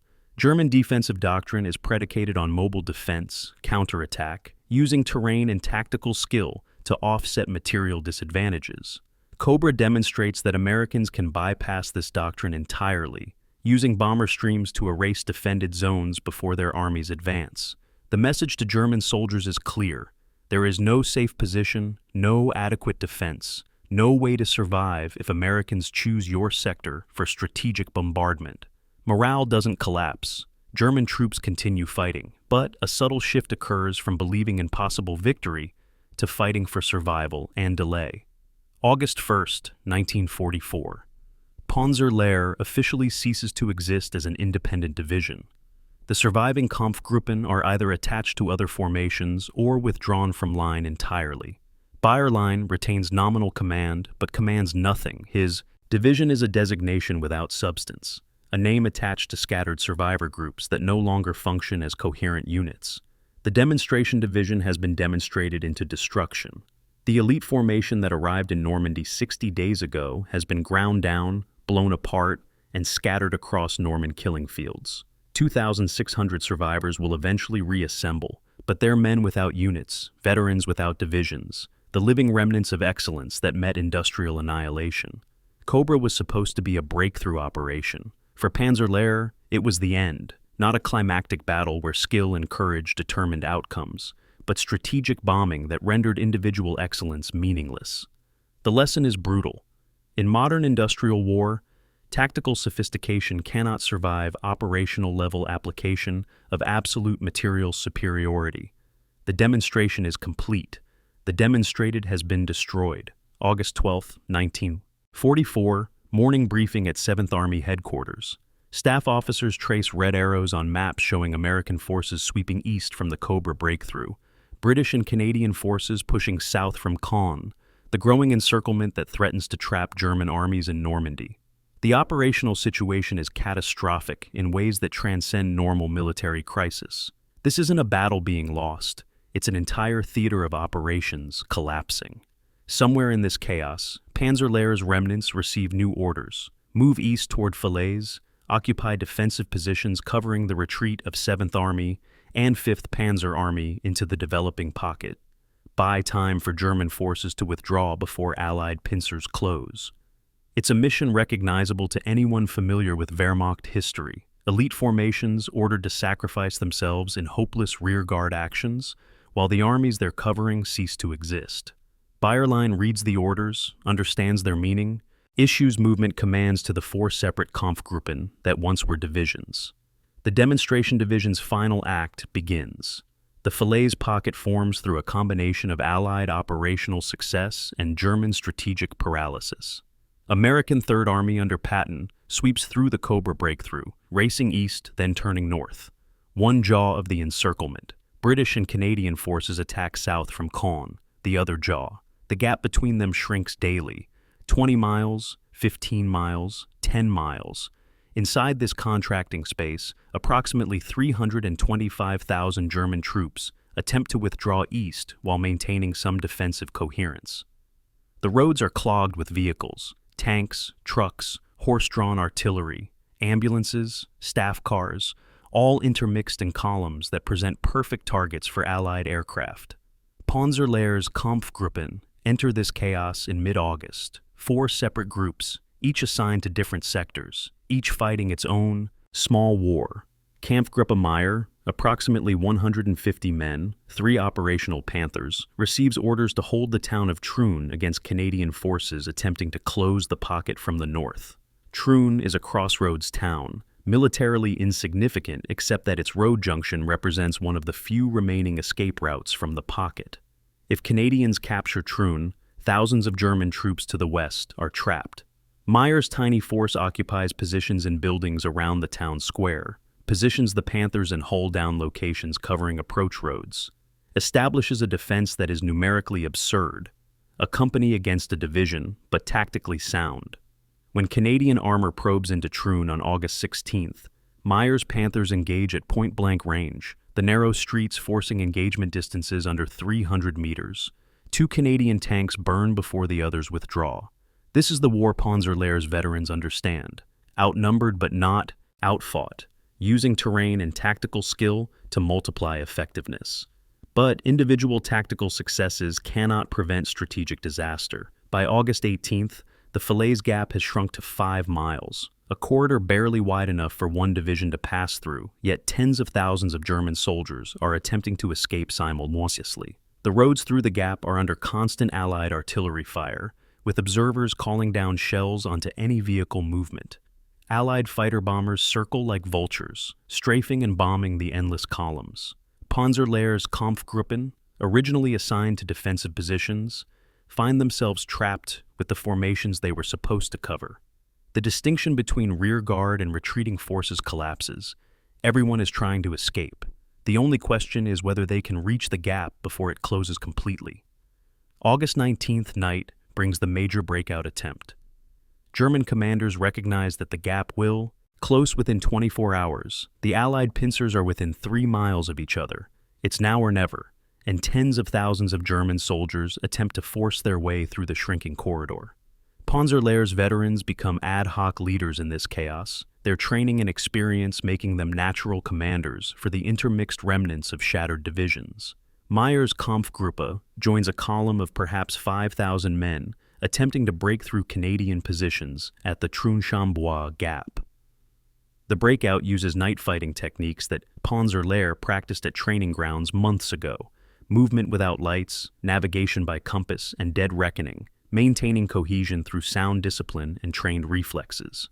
Where standard units would dissolve into panicked mobs, Panzer Lehr's survivors maintain unit integrity, moving through darkness in organized columns. The breakout becomes a running battle through Canadian defensive positions. Artillery illuminates the night with flares, machine guns fire at shadows and suspected movement. Chaos and violence intermix with desperate determination. Mayer's Panthers lead the column, main guns firing at muzzle flashes, crushing roadblocks, creating paths for following infantry. Behind them, thousands of German soldiers flow through the gap, wounded supported by comrades, soldiers carrying weapons but abandoned vehicles, the debris of armies in full retreat. The casualties are appalling. Approximately 40% of those attempting breakout are killed, wounded, or captured in the gauntlet, but 60% escape. And among those survivors is a disproportionate number of Panzer Lehr veterans. The tactical skills that made them elite also make them more likely to survive. They know how to move under fire, how to navigate in darkness, how to maintain discipline when everything disintegrates.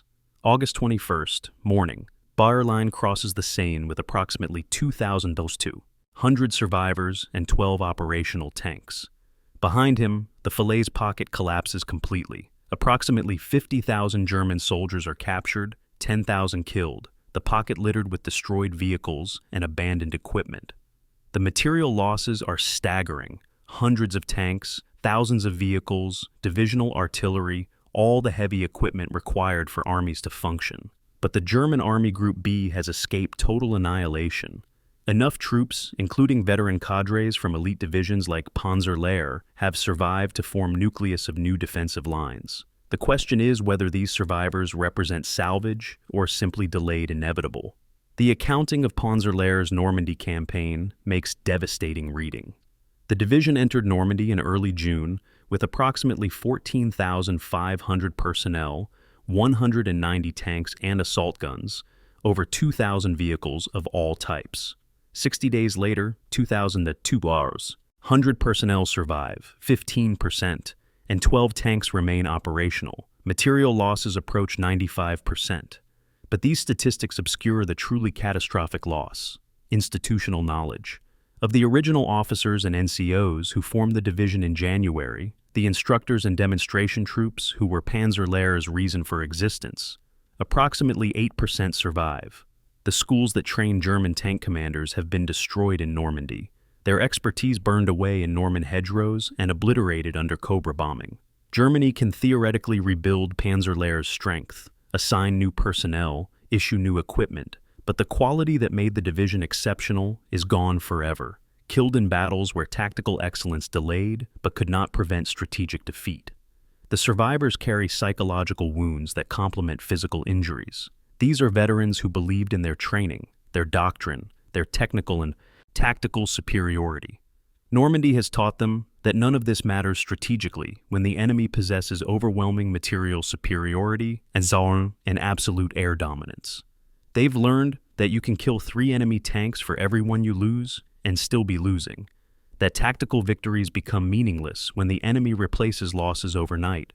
They've watched replacement troops die because there's no time to train them, watched carefully prepared defensive positions obliterated by bombing that renders skill irrelevant. They survive not because they're better soldiers than those who died. Luck and random chance determine survival as much as skill. This knowledge, that excellence doesn't guarantee survival, that doing everything correctly can still mean death, creates a subtle fatalism in survivors' accounts and letters. The operational lessons from the Falaise pocket extend beyond Panzer Lehr to the Wehrmacht's terminal crisis. The pocket demonstrates that German forces can no longer conduct mobile operations against Allied mechanized armies. The attempted withdrawal became chaos. The breakout required desperate night fighting through enemy lines. The entire operation succeeded only partially and at catastrophic cost. The German army that escapes Falaise is no longer capable of offensive operations, can barely conduct coherent defensive operations, exists primarily as collections of veteran cadres commanding green replacements with minimal equipment. Panzer Lehr's survival with any cohesion at all.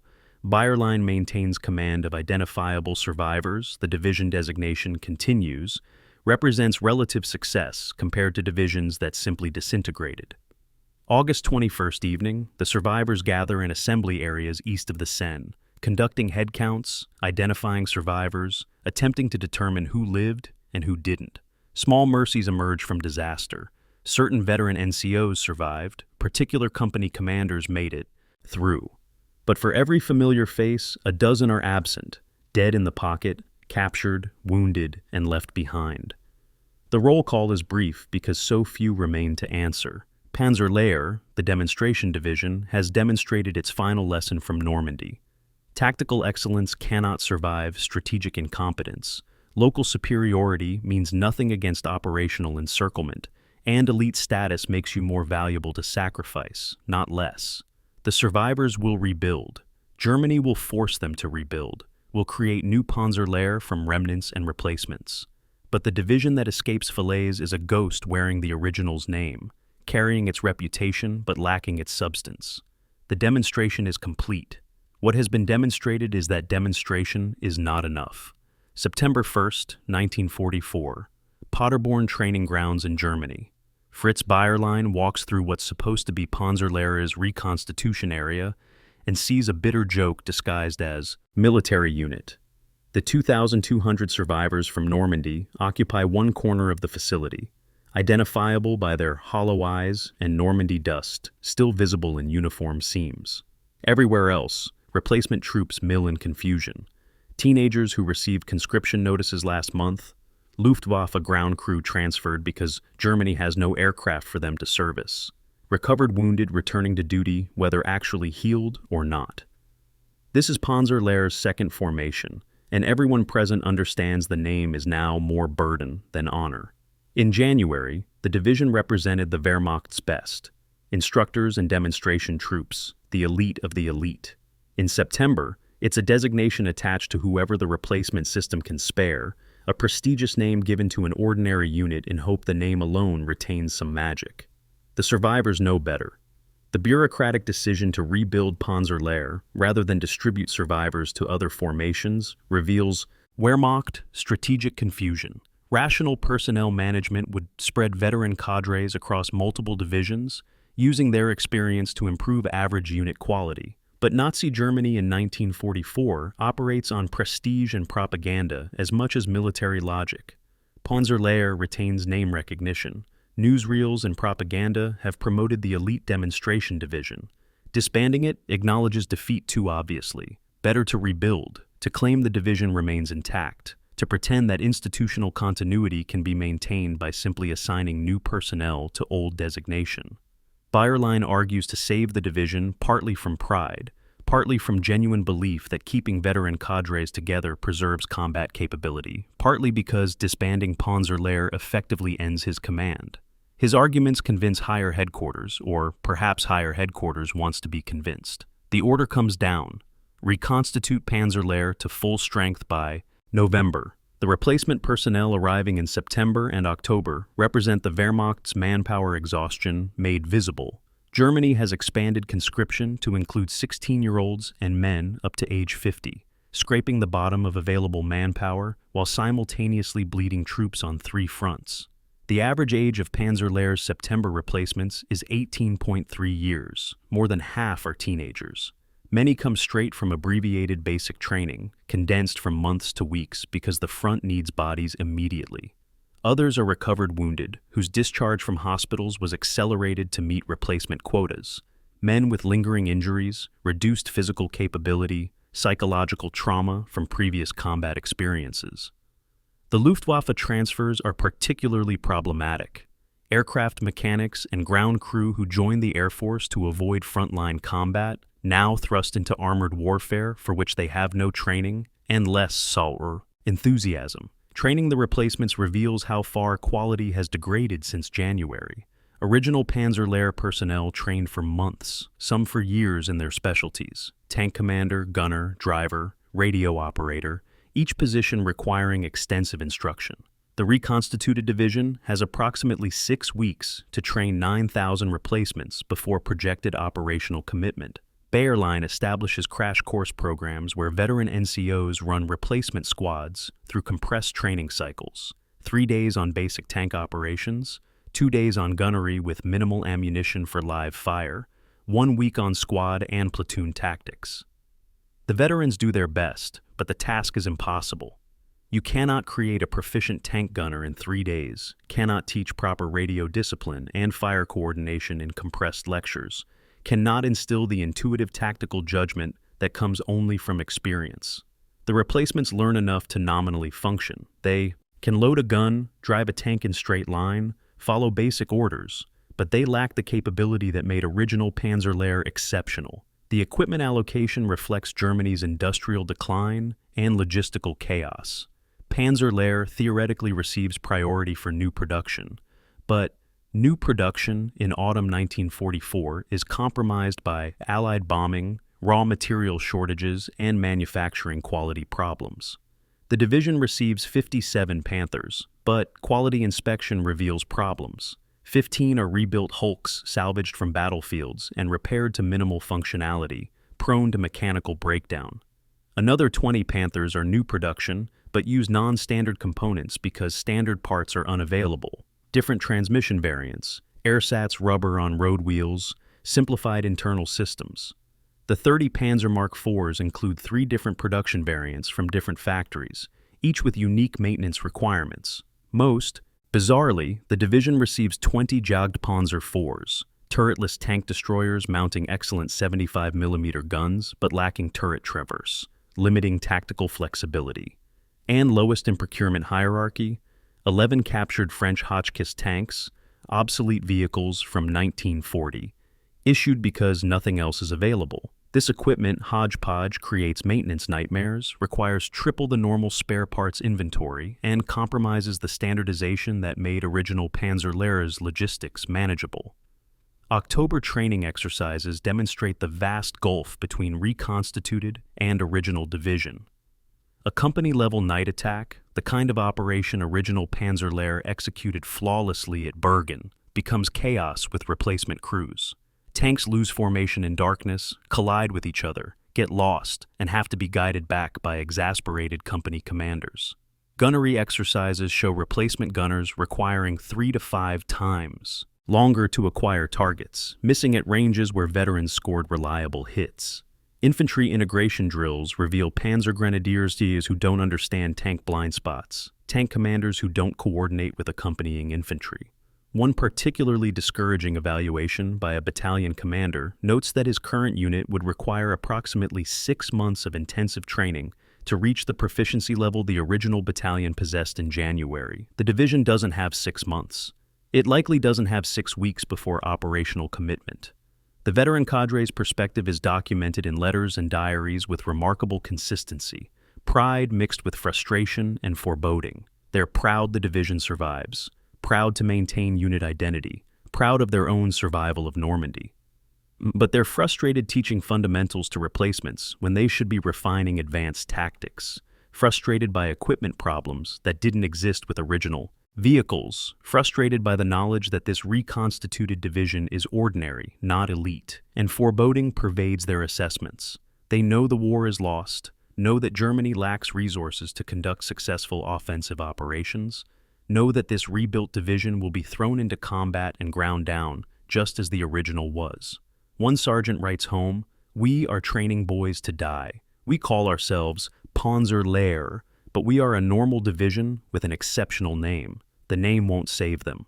By late October, the reconstituted division reaches nominal strength: 11,400 personnel, 85 tanks and assault guns, approximately 2,000 vehicles of all types. On organizational charts, Panzer Lehr appears restored. Senior headquarters classify the division as combat ready, available for operational commitment, but this is bureaucratic fiction masquerading as military capability. The reality visible only at company level reveals a unit that is marginally functional, not exceptional. Companies can execute basic operations, but lack the sophistication of combined arms coordination the original demonstrated. Tank crews can fight, but not with the precision and efficiency of trained veterans. The Panzer Grenadiers are soldiers, not the elite mechanized infantry of January. Perhaps most critically, the institutional knowledge that made Panzer Lehr special, the accumulated wisdom of Germany's training establishment, is gone. What remains is institutional memory. Survivors who remember how the division used to function, trying to teach replacements who lack context to understand what they're being taught. The ammunition and fuel situation heading into November reveals that logistics remain catastrophic. Panzer Lehr receives 60% of authorized ammunition allocation, enough for perhaps 3 days of intensive combat. Fuel allocation is 50%, adequate for defensive operations but insufficient for mobile warfare. Replacement parts for the hodgepodge vehicle fleet are chronically short, with some vehicle types having essentially no spare parts available. The maintenance facilities are adequate but lack specialized tools for some vehicle variants. Every metric indicates a unit that can enter combat but cannot sustain combat operations without immediate and continuous resupply. Resupply that Germany's collapsing logistics system cannot provide. The division is combat ready in the same sense that a car with quarter tank of fuel and worn brakes is drivable, functional for limited distance, but not suitable for extended operation. November 1944. Bayerline receives warning order for major offensive operation, location unspecified, timing mid-December, mission to be determined. The order is both relief and dread. Relief because the division remains idle consuming resources. Dread because everyone who survived Normandy understands what major offensive operation means for a German division in late 1944. It means casualties, attrition, eventual destruction. The reconstituted Panzer Lehr will enter combat, will fight, will bleed. Whether it can accomplish its mission, whether it demonstrates anything except Germany's desperation, whether the demonstration division can demonstrate anything beyond the limits of institutional resurrection, these questions await answers in the Ardennes forests, where Germany will launch its final major offensive. The ghosts have been refitted with flesh and blood and steel, but ghosts remain ghosts, no matter how substantial they appear. The second Panzer Lehr exists, sort of.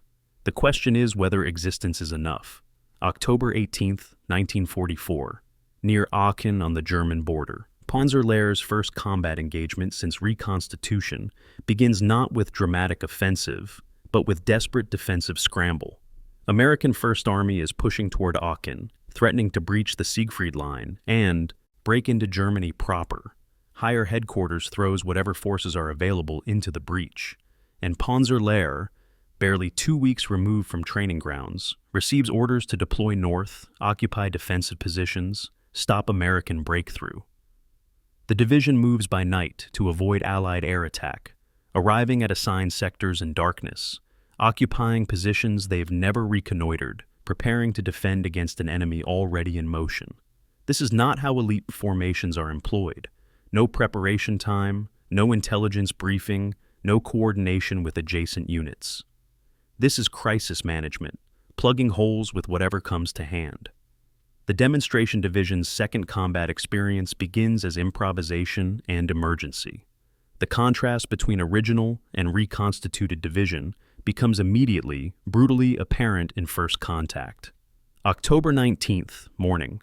American armor probes German positions near Verlautenheide, 3 kilometers from Aachen City. Center. A company of Panthers commanded by survivors from Normandy occupies hold-down positions, waits for American Shermans to enter kill zone, executes textbook ambush. 3 American tanks burn in 90 seconds. Perfect gunnery at 900 meters range. This is Panzer Lehr as it was. Veteran crews, superior tactics, effective execution. 2 kilometers south, a company of Panthers crewed primarily by replacements encounters similar American probe. The engagement is chaos. Replacement gunner misses first shot at 800 meters, second shot at 700 meters, finally hits on fourth shot at 600 meters, by which time American tanks have identified the German position and returned fire. 1 Panther is knocked out, crew bails successfully. Another Panther throws track attempting to reposition, immobilizes itself without enemy action. The company commander, a veteran, pulls his remaining tanks back to secondary positions, but the tactical defeat is complete. Same equipment, same tactical situation, completely different outcomes based entirely on crew quality. The October-November fighting along the Siegfried Line becomes extended demonstration of how mediocre units with excellent equipment perform against competent opponents with material superiority.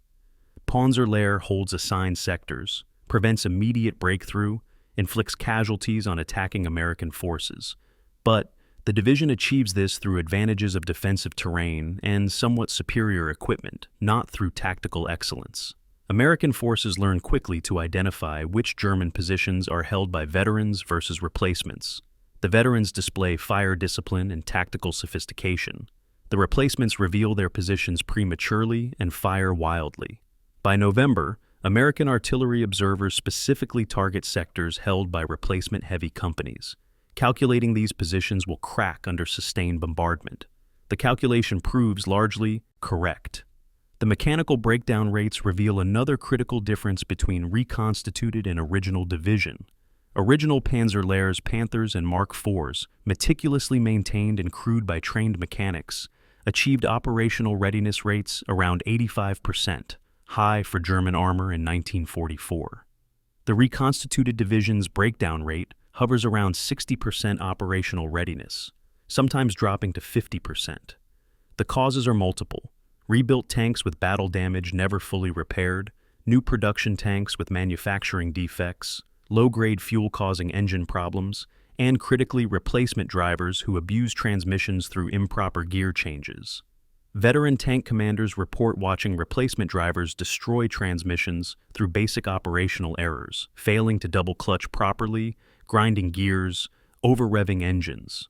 1 battalion maintenance officer calculates that replacement crew errors cause approximately 40% of mechanical breakdowns. The division has sufficient tanks. The problem is keeping them operational, with inadequately trained crews and inadequate maintenance support.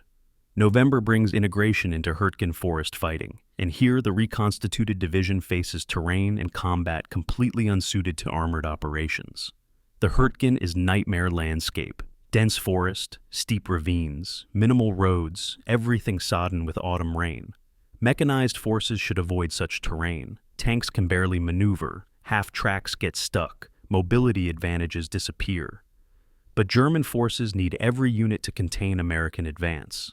So, Panzer Lehr's Panzer Grenadiers deploy as forest infantry, while tanks occupy supporting positions on forest periphery. The fighting is intimate and brutal. Squads separated by 50 meters cannot see each other through trees. Artillery explodes in tree bursts that shower shrapnel downward. Casualties accumulate from snipers and close-range ambushes. Panzer Grenadier battalions suffer disproportionate casualties among replacement personnel who lack veteran sense for danger, who expose themselves at wrong moments, who freeze in contact rather than responding with trained reflexes. 1 company loses 60 men in 3 days, 30% casualties, with analysis showing replacement casualties triple veteran rates.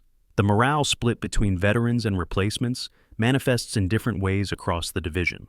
Veterans display grim professionalism mixed with fatalism. They understand the war is lost, but continue fighting from duty, unit loyalty, and lack of alternatives. They know how to survive, how to minimize risks, when to be aggressive, and when to be cautious. Their letters home are sparse, factual, emotionally distant.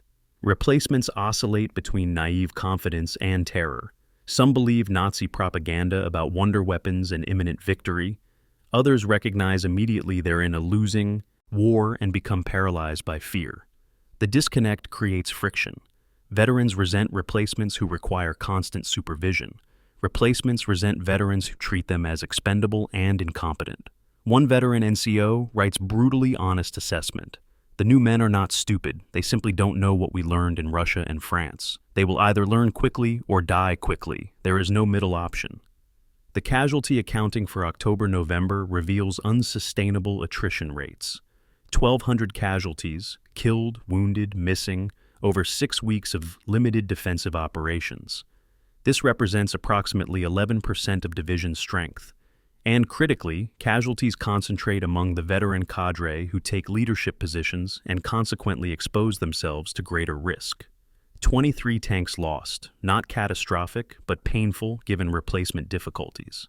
More concerning is the ammunition and fuel consumption rate, 40% of allocation, expended in 6 weeks of defensive operations, suggesting 3 months of such fighting would exhaust supplies.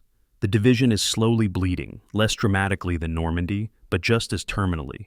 At current attrition rates, Panzer Lehr will be combat ineffective by February, even without major operations. The equipment situation deteriorates through quality rather than quantity failures. Tanks remain available. Germany somehow continues producing armor despite Allied bombing, but quality is inconsistent. A Panther delivered in November has half the expected operational life of Panthers delivered in January due to inferior components and abbreviated factory testing. Replacement parts arrive intermittently, sometimes in wrong variants for available vehicles. One memorable supply snafu delivers transmission parts for Mark III tanks, which the division doesn't operate, while Panthers sit immobilized awaiting correct transmissions. The fuel is increasingly low grade, mixed with adulterants that clog fuel filters and damage injection systems. Maintenance crews perform miracles of improvisation, cannibalizing parts from destroyed vehicles, machining replacement components in field workshops, mixing fuels to achieve barely adequate performance. But improvisation has limits, and those limits are increasingly visible in declining operational readiness rates. Late November, staff officers at division headquarters begin receiving unusual orders. Prepare movement plans for undefined operation, estimate fuel requirements for 150 kilometers of offensive operations, assess division capability for sustained combat in winter conditions. The orders are vague but suggestive. Major operation is planned, Panzer Lehr will participate, timing is soon. Bayerline recognizes the pattern from previous experience. This is how Wehrmacht prepares for offensive operations, gradually alerting units while maintaining operational security.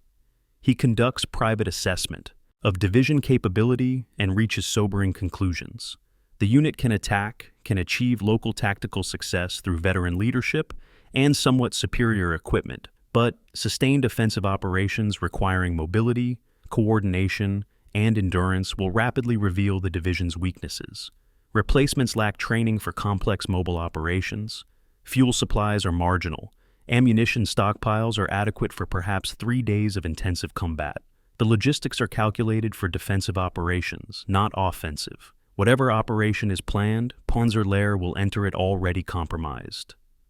The warning order arrives November 27th. Prepare for major offensive operation. Projected start date mid-December. Current location to be maintained as operational security measure. Further details forthcoming.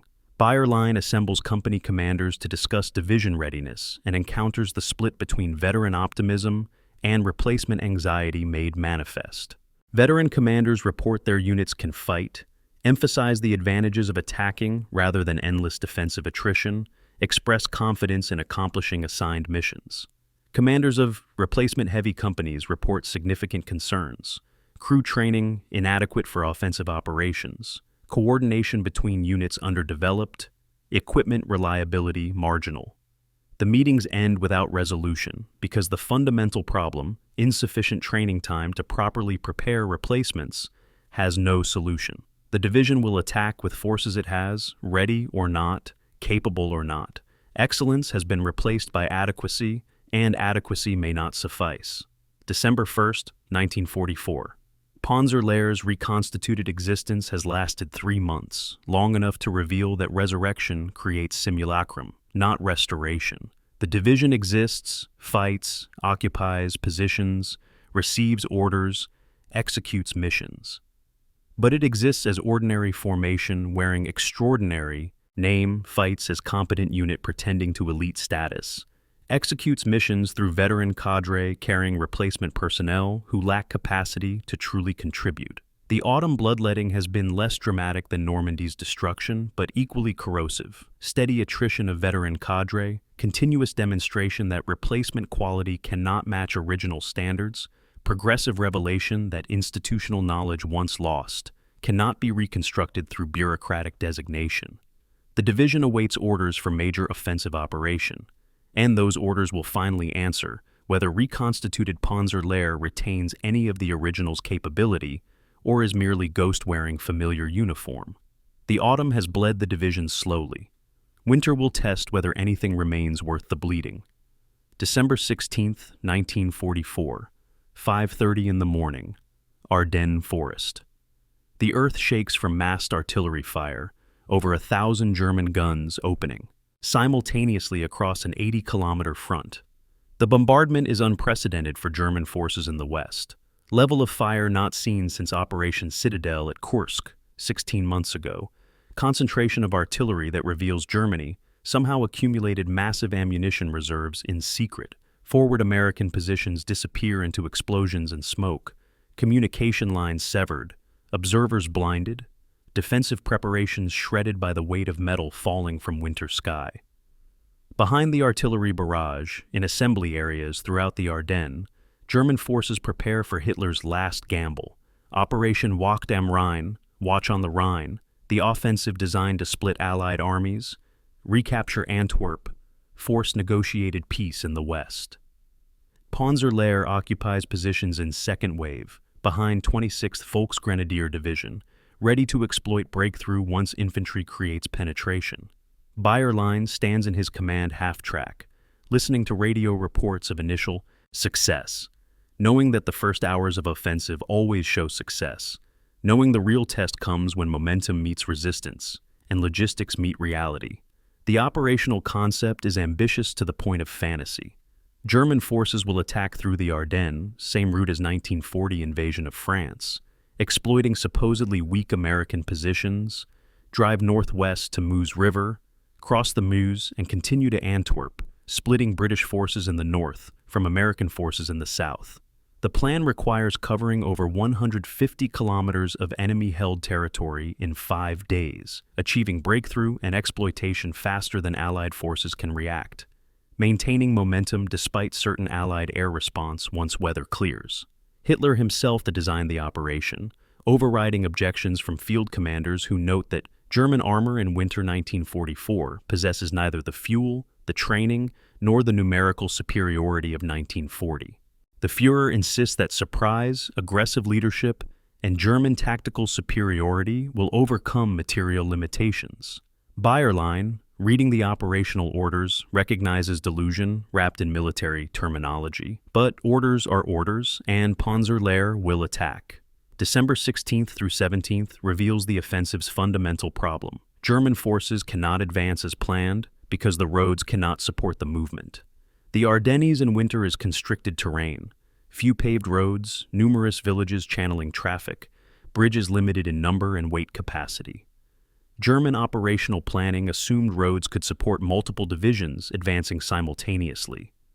Reality is traffic jams extending for kilometers, units intermixed and immobilized, critical formations unable to reach jump-off positions because infantry divisions are clogging approach routes.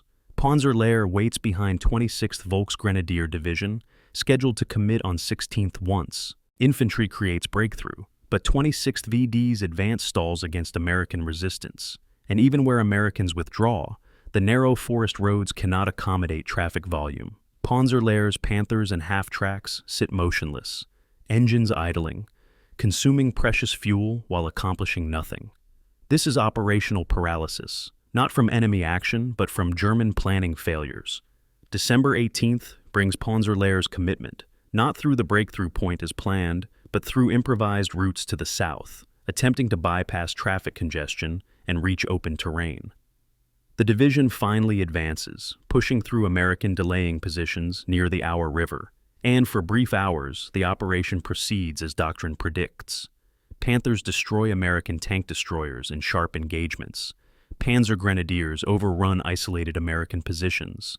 The division achieves tactical momentum, but the advance consumes fuel at alarming rates. Narrow roads force. Circuitous routes, muddy conditions require engines in low gear. Cold weather reduces fuel efficiency. By evening, companies report fuel at 60%. Adequate but concerning, given the operation has barely begun.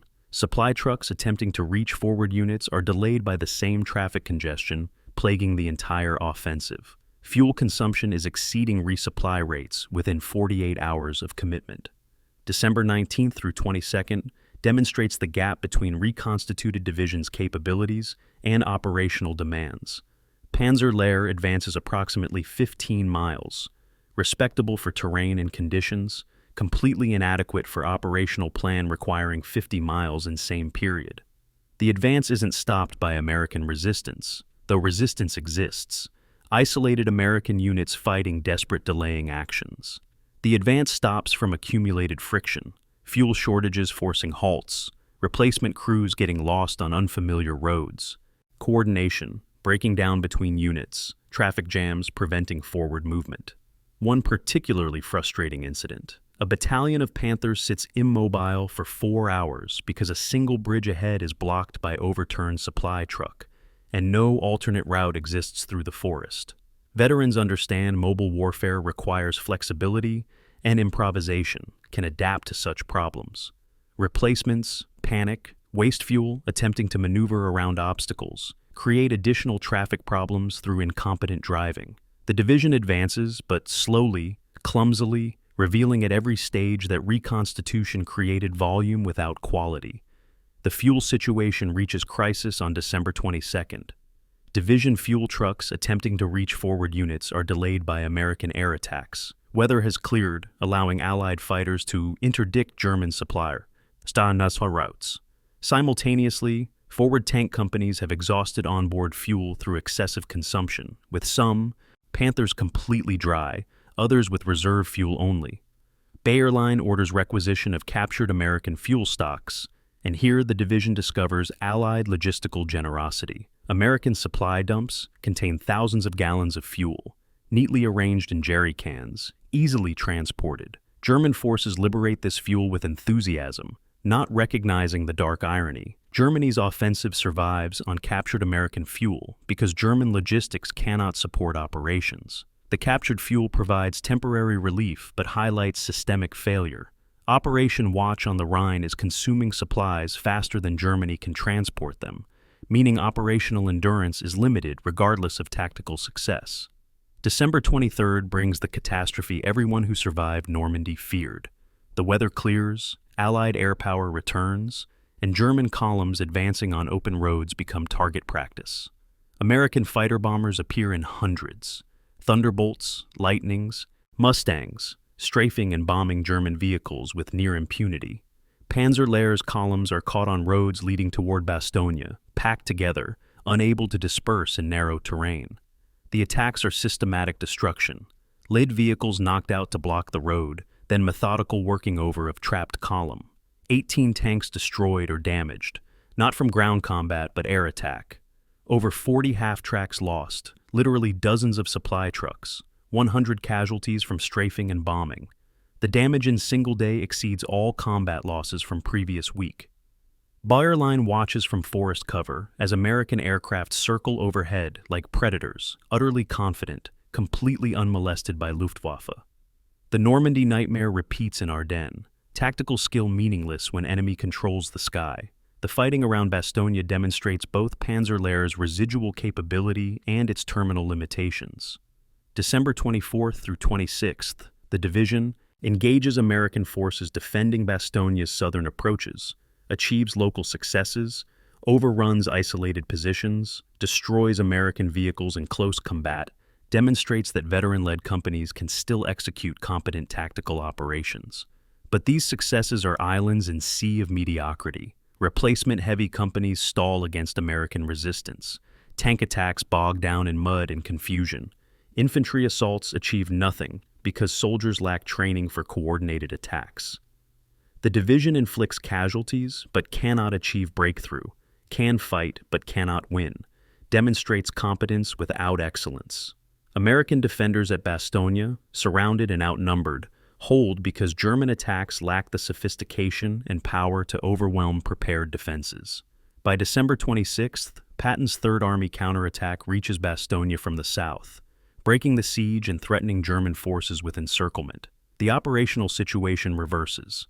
Germans must withdraw or be trapped. Offensive becomes retreat. Exploitation becomes survival.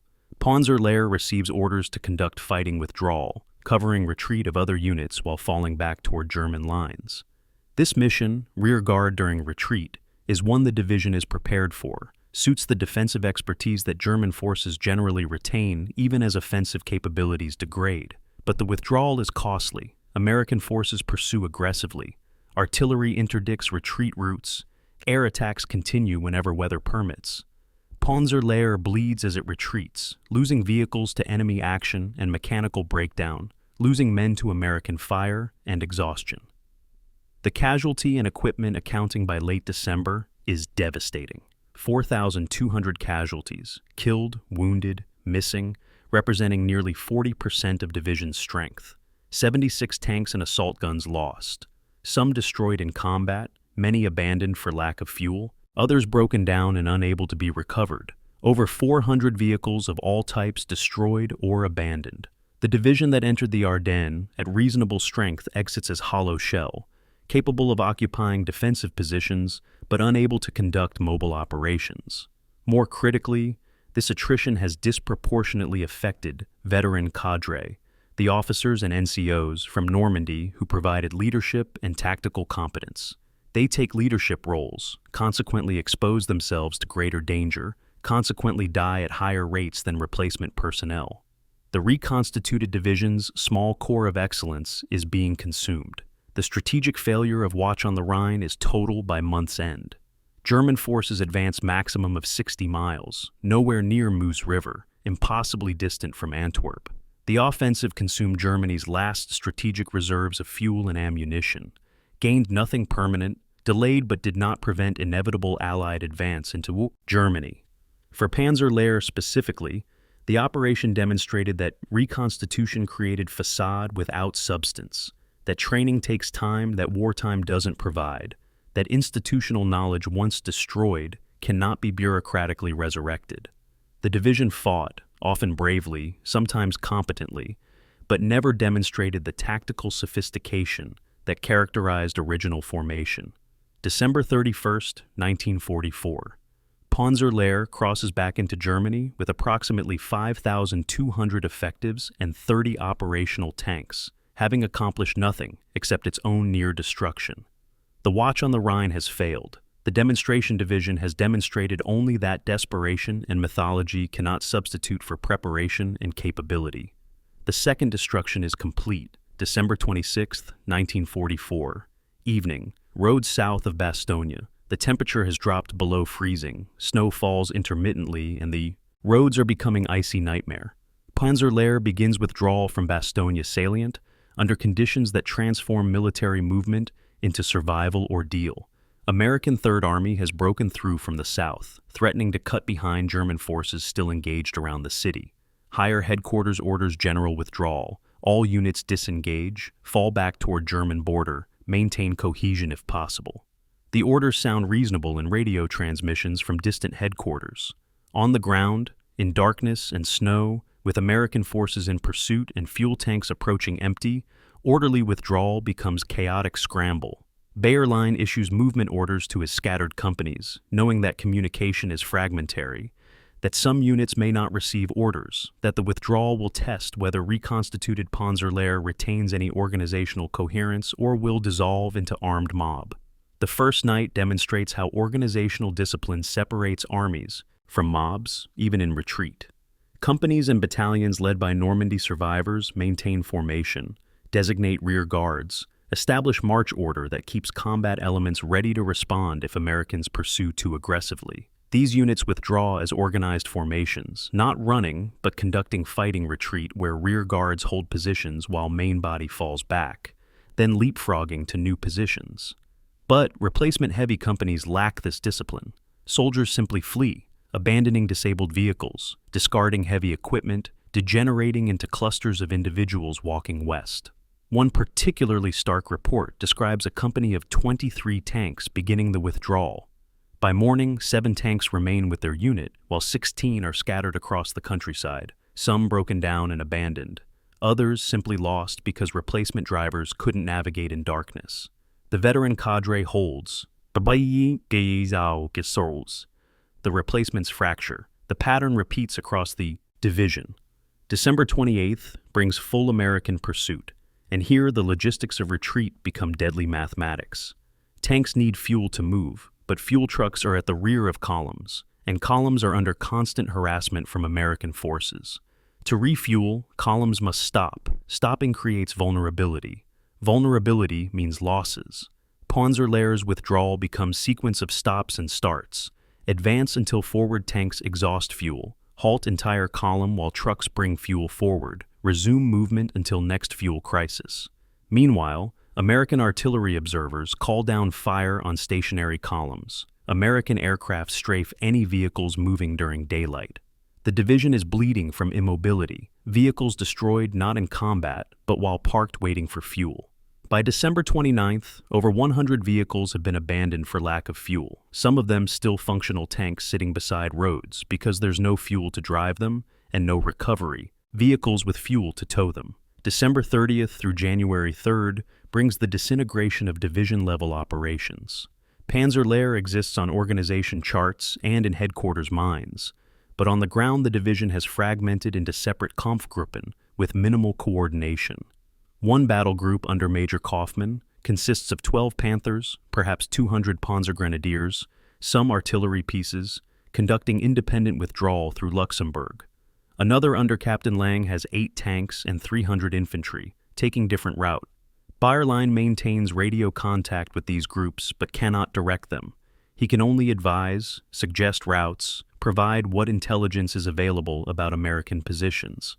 This is the organizational death spiral. Headquarters becomes irrelevant because subordinate units must make immediate decisions based on local conditions. Subordinate units increasingly ignore orders from headquarters they consider. Out of touch with ground reality, the command structure that defines military units dissolves. The rearguard action at Wiltz on January 3rd demonstrates that tactical competence survives even as organizational cohesion fails. A Kampfgruppe of perhaps 300 Panzer Lehr soldiers, mix of veterans and better-trained replacements, occupies the town to cover withdrawal of stragglers and trailing units. American armor attacks, expecting easy victory against what intelligence assesses as demoralized German remnants. Instead, they encounter sophisticated defense, anti-tank guns positioned in enfilade, infantry with Panzerfausts in buildings covering approach roads, 2 Panthers in hull-down positions providing mobile firepower. The Americans lose 6 Sherman tanks in 30 minutes, withdraw to organize larger attack. By the time they return with air support and artillery preparation, the Panzer Lehr rear guard has withdrawn. Mission accomplished, minimal casualties, perfectissimo, execution of rear guard doctrine. This is what the division could do at its best. Small unit operations led by veterans who understand their craft. But such actions are increasingly rare as veteran cadre is consumed by casualties. January 8th brings particularly bitter moment when American forces overrun abandoned Panzer Lehr supply dumps near Wiltz. The equipment left behind is staggering, over 500 vehicles including 40 tanks, many of them intact and functional. They were abandoned not from battle damage, but fuel exhaustion. Literally, tanks sitting beside roads with empty fuel tanks, trucks with dry gas tanks, half-tracks immobilized for lack of diesel. American after-action reports express surprise at the quantity and condition of abandoned German equipment. American intelligence officers photograph the dumps, document vehicle types and numbers, use the evidence to assess German logistical collapse. The images are damning. Row after row of Panthers, perfectly good. Fighting vehicles abandoned because Germany cannot transport fuel to the front. Excellence rendered useless by logistics failure. The tactical still functions occasionally, the operational has completely failed. The human cost of the retreat is documented in medical reports and casualty lists that convey desperation through dry military language. Frostbite casualties mount as soldiers fight winter cold with inadequate clothing. Supply system prioritized ammunition and fuel. Cold weather gear arrived late or not at all. Hundreds of soldiers suffer frostbitten feet, hands, faces, many requiring evacuation, some suffering permanent damage. Combat casualties continue. American artillery and air attacks, rearguard actions, ambushes of retreating columns. But increasingly, casualties come from exhaustion, exposure, accidents. Soldiers fall asleep on vehicles and tumble off in darkness.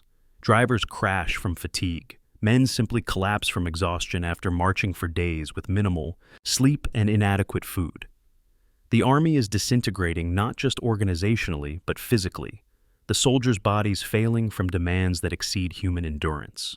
January 15th, Panzer Lehr crosses back into Germany near Bitburg with pitiful remnant of forces committed to Ardennes Offensive 3 weeks previous. Approximately 1,800 effectives, soldiers capable of combat, from the 5,200 who began the operation. 9 operational tanks from the 68 that attacked. Virtually all artillery abandoned in retreat. All heavy equipment gone. The division designation still exists, headquarters still functions, Bayerline still commands. But what he commands is organizational fiction, a division that exists on paper and in radio call signs, but possesses no combat capability. Higher headquarters immediately orders the division withdrawn from line for rebuilding, tacit acknowledgement that Panzer Lehr is destroyed. Again, for the 3rd time in 7 months, the demonstration division has been ground down to remnant requiring reconstitution. The operational lessons from Watch on the Rhine and subsequent retreat are particularly bitter for those few who have survived since January. The offensive demonstrated that Germany in late 1944 cannot conduct successful major operations, regardless of surprise, leadership, or tactical skill. The logistics simply don't exist. Not enough fuel to sustain mobile operations, not enough ammunition for extended combat, not enough replacement capability to absorb casualties. The retreat demonstrated that organizational coherence, once lost, cannot be restored through orders alone. Units fragment under pressure, soldiers prioritize personal survival over unit loyalty. The social contracts that make armies function dissolve. Panzer Lehr survived as organizations slightly better than many divisions. Veteran cadre provided minimal leadership that prevented total dissolution. But survival as organization doesn't equal survival as combat formation. The division crossed into Germany as collection of exhausted individuals wearing same uniform, not as cohesive military unit. The final accounting for the Ardennes operation is catastrophic, even by Panzer Lehr's grim standards. Total casualties, approximately 4,200 killed, wounded, missing. Material losses, 76 tanks and assault guns, over 400 vehicles of all types. Ground gained, 60 miles maximum. Ground retained, 0. All captured territory abandoned in retreat. Strategic impact, none. Operation failed completely. Operational cost, Germany's last strategic reserves consumed without achieving objectives. For Panzer Lehr specifically, 3rd near total destruction, 3rd requirement for complete reconstitution, 3rd demonstration that reconstituting excellence from remnants produces mediocrity. January 15th, 1944. The survivors gather in assembly areas inside Germany, conducting headcounts, identifying who remains. The list is short. The missing are many. The demonstration division has demonstrated its final lesson about offensives. German forces in 1945 lack everything: fuel, ammunition, air cover, adequate training, sufficient numbers required to succeed. Tactical competence achieves local success, but local success is meaningless in operational failure. The last retreat is complete. What comes next is simply waiting for the end, and the end is coming fast. February 1st, 1945, rear area assembly point in western Germany. The paperwork arrives before the soldiers: organizational charts, equipment tables, personnel rosters, all the bureaucratic architecture of military units, pristine and detailed, and completely disconnected from reality. Panzer Lehr exists on these documents as full-strength division, 14,000 men, 100 tanks, complete support establishments. The clerks who generate these documents are doing their jobs, following procedures that worked in 1940 and 41, applying industrial age organizational logic to post-industrial collapse. No one has informed them, or perhaps they cannot acknowledge, that the Wehrmacht no longer possesses the resources to fill these organizational diagrams, that creating divisions on paper doesn't create combat capability, that Panzer Lehr's third Reconstitution will be building sandcastles as the tide comes in. Bayerlein reads the personnel allocation orders and laughs bitterly. They're giving him 7,000 replacements. Again. And calling it a division. Again. The replacement drafts arriving through February would be comedy if the consequences weren't men dying. The first group consists of 200 Volkssturm, the People's Militia, old men conscripted for last-ditch defense. These are 45 to 55-year-old men pulled from factories and farms, given 2 weeks training, issued rifles, and sent. 2 Panzer Division. They cannot march long distances, cannot endure physical hardships of combat, lack the reflexes and aggression that combat demands. Their fathers and grandfathers, shopkeepers and craftsmen, assigned to elite armored formation because Germany has exhausted younger manpower. The next group is worse. 16-year-olds conscripted from schools, boys who should be studying mathematics and literature, instead learning to fire Panzerfausts and die in burning tanks. One battalion commander inspects his new soldiers and discovers average age is 17.8 years. More than half have never fired their assigned weapons. They think war is adventure, believe Nazi propaganda about victory, lack any conception of what awaits them. The tank allocation is particularly absurd exercise in creative logistics. Panzer Lehr is allocated 65 tanks, 15 Panthers, 20 Panzer Mark IVs, 12 Jagdpanzer 38 Hetzers, and 18 Panzer 38s, the Gissi. Panthers are a mix of rebuilt vehicles and new production with quality issues, oil leaks, transmission problems, manufacturing defects that peacetime would require factory correction, but wartime demands accepting as is. The Mark IVs are from 4 different factories with different component standards, creating maintenance nightmare. The Hetzers are Czech-built tank destroyers, effective vehicles but unsuited to Panzer Lehr's doctrine. They're defensive ambush vehicles, not mobile exploitation platforms. And the Panzer 38s are obsolete light tanks from 1939, unarmored death traps being issued because literally nothing else is available. Battalion commanders look at their equipment allocation and realize they're commanding museum pieces mixed with troubled modern vehicles, creating hodgepodge that defeats any attempt at standardization or effective logistics. Training the replacement soldiers is exercise in futility disguised as military preparation. Veteran NCOs attempt to compress 6 months of instruction into 9 days. That's the time available before division is expected combat ready. Soldiers receive half-day on rifle marksmanship with no ammunition for practice firing, 2 days on anti-tank weapons with 2 practice shots per man, 1 day on tank familiarization for crews who will operate Panthers. There's no fuel for extended driver training. Replacement drivers get perhaps 3 hours actually operating their assigned vehicles before being declared qualified. Gunnery training consists of classroom instruction with no live fire practice because ammunition is reserved for combat. Squad and platoon tactics are taught through lectures, with no field exercises because fuel shortages prevent moving the companies to training areas. This isn't training, it's theatrical preparation, where everyone pretends competence can be created through abbreviated instruction. The fuel situation is openly acknowledged as critical before operations even begin.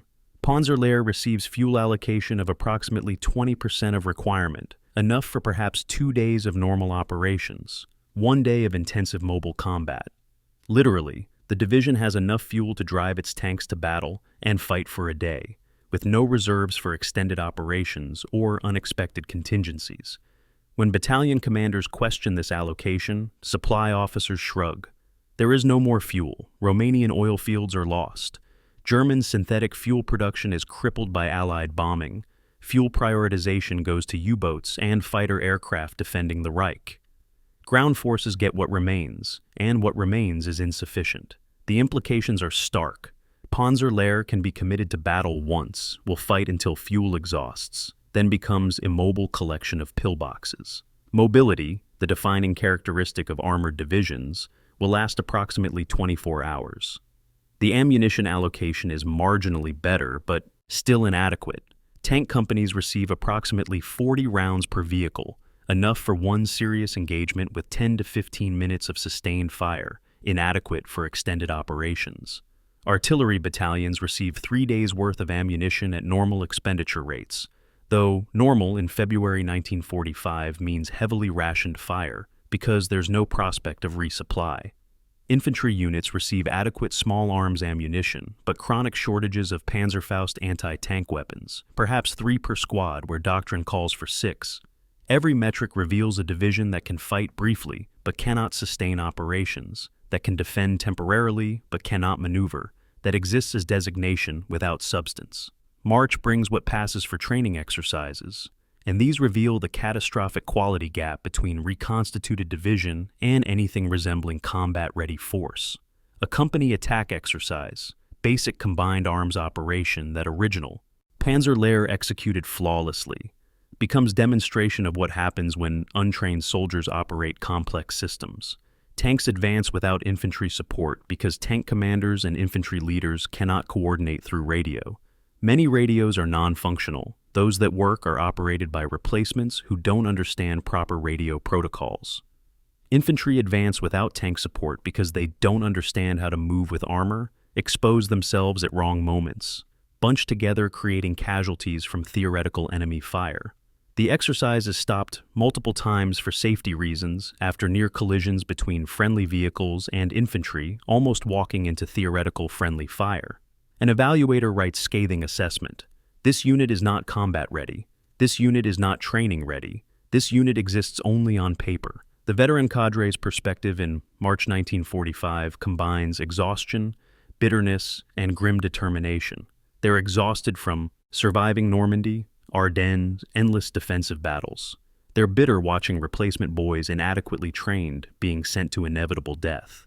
But they maintain grim determination to do their duty, to preserve unit honor, to make whatever contribution is possible in Germany's final agony. One sergeant writes, "We are no longer Panzer Lehr. We carry the name like mourning band, honoring what was, training those who will die, not knowing what they lost." Another veteran officer is more blunt.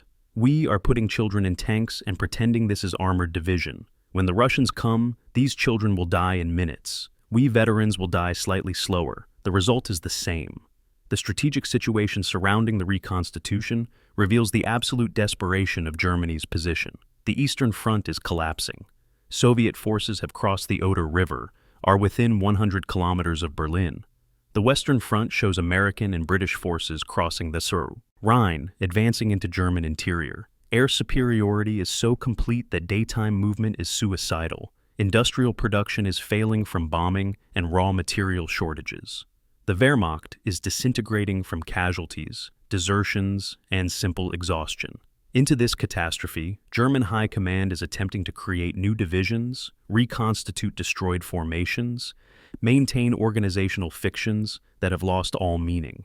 Panzer Lehr's Third Reconstitution is microcosm of German strategic delusion, creating divisions on paper while lacking resources to make them functional, maintaining command structures while the army's commanded cease to exist, generating orders and plans while reality renders both irrelevant. By late March, the reconstituted Panzer Lehr officially reaches combat-ready status. 7,000 personnel assigned, 47 tanks operational, organizational structure complete. The designation is official acknowledgement from higher headquarters that the division can be committed to operations. The reality visible only at company level reveals catastrophe. This is not combat-ready division, but collection of inadequately trained teenagers and exhausted veterans operating problematic equipment with insufficient fuel and ammunition. Excellence has been replaced by desperation, demonstration with delusion. March 31st, 1945. Panzer Lehr receives movement orders, deploy east to defensive positions in Ruhr industrial area, prepare for combat operations against advancing American forces. The paper division will now discover whether paper stops bullets, whether organizational diagrams defeat tanks, whether bureaucratic designation creates combat capability. The survivors know the answer. The replacements will learn it shortly. The third reconstitution is complete, and completing it has been pointless exercise in maintaining fictions. The demonstration will be brief. April 1st, 1945, approach roads. To the Ruhr industrial region. Panzer Lehr's columns move east toward what remains of Germany's manufacturing heartland, and the journey itself reveals terminal decline.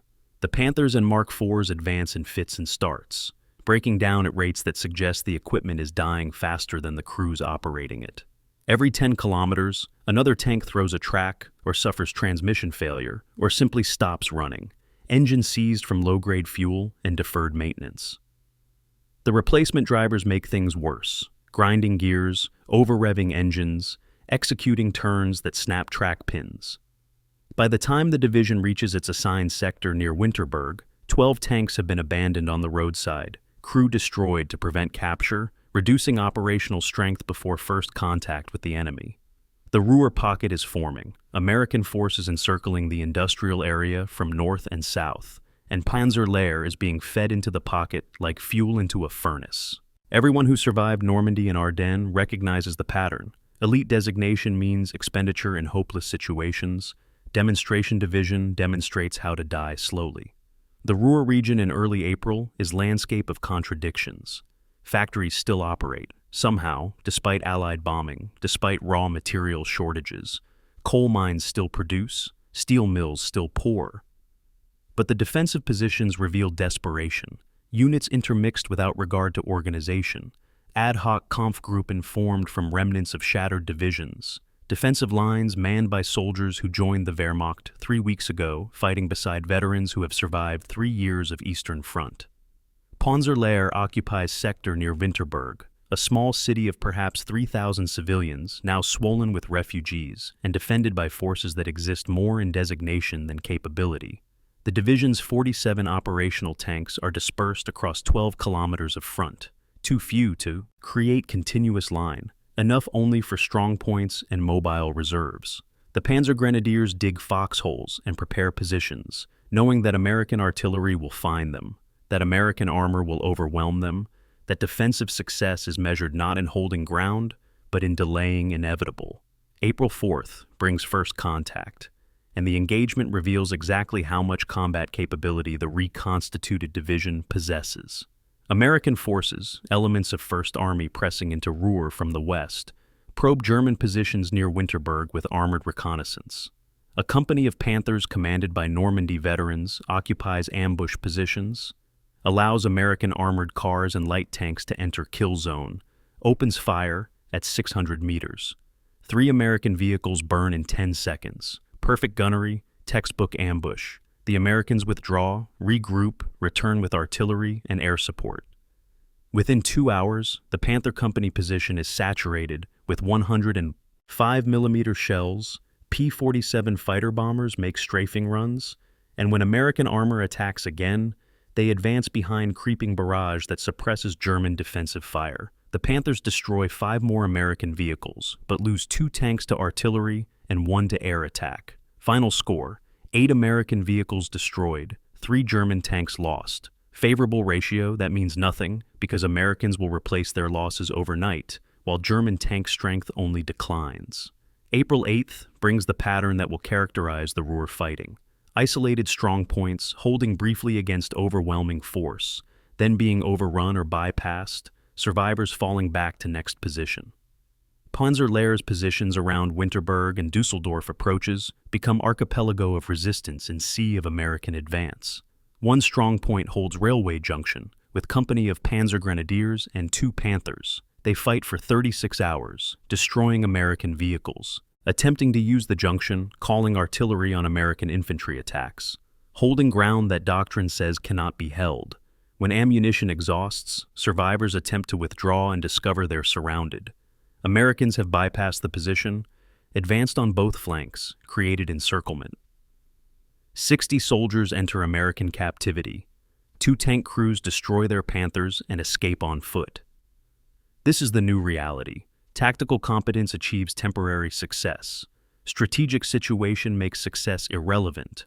Survivors escape or surrender while position is lost. April 10th through 15th demonstrates what happens when organizational coherence finally, completely fails. Panzer Lehr fragments into dozens of separate Kampfgruppen, each fighting independently, communication with higher headquarters sporadic or non-existent. Bayerlein maintains nominal command from headquarters that moves daily to avoid American advance, issuing orders to units he cannot locate, receiving reports from Kampfgruppen he didn't know existed. The division's dispersal is complete. One group holds Hagen Rail Junction with 3 tanks and 200 infantry. Another defends Iserlohn approaches with 5 tanks and miscellaneous troops. A third occupies positions near Dusseldorf with forces scraped together from support units. These aren't coordinated operations. They're individual last stands, each Kampfgruppe commander deciding independently when to fight, when to withdraw, when to surrender. The fighting quality shows extreme variation based entirely on leadership. Kampfgruppen led by Normandy survivors fight with competence and determination, executing tactical retreats, maintaining fire discipline, inflicting disproportionate casualties on American forces.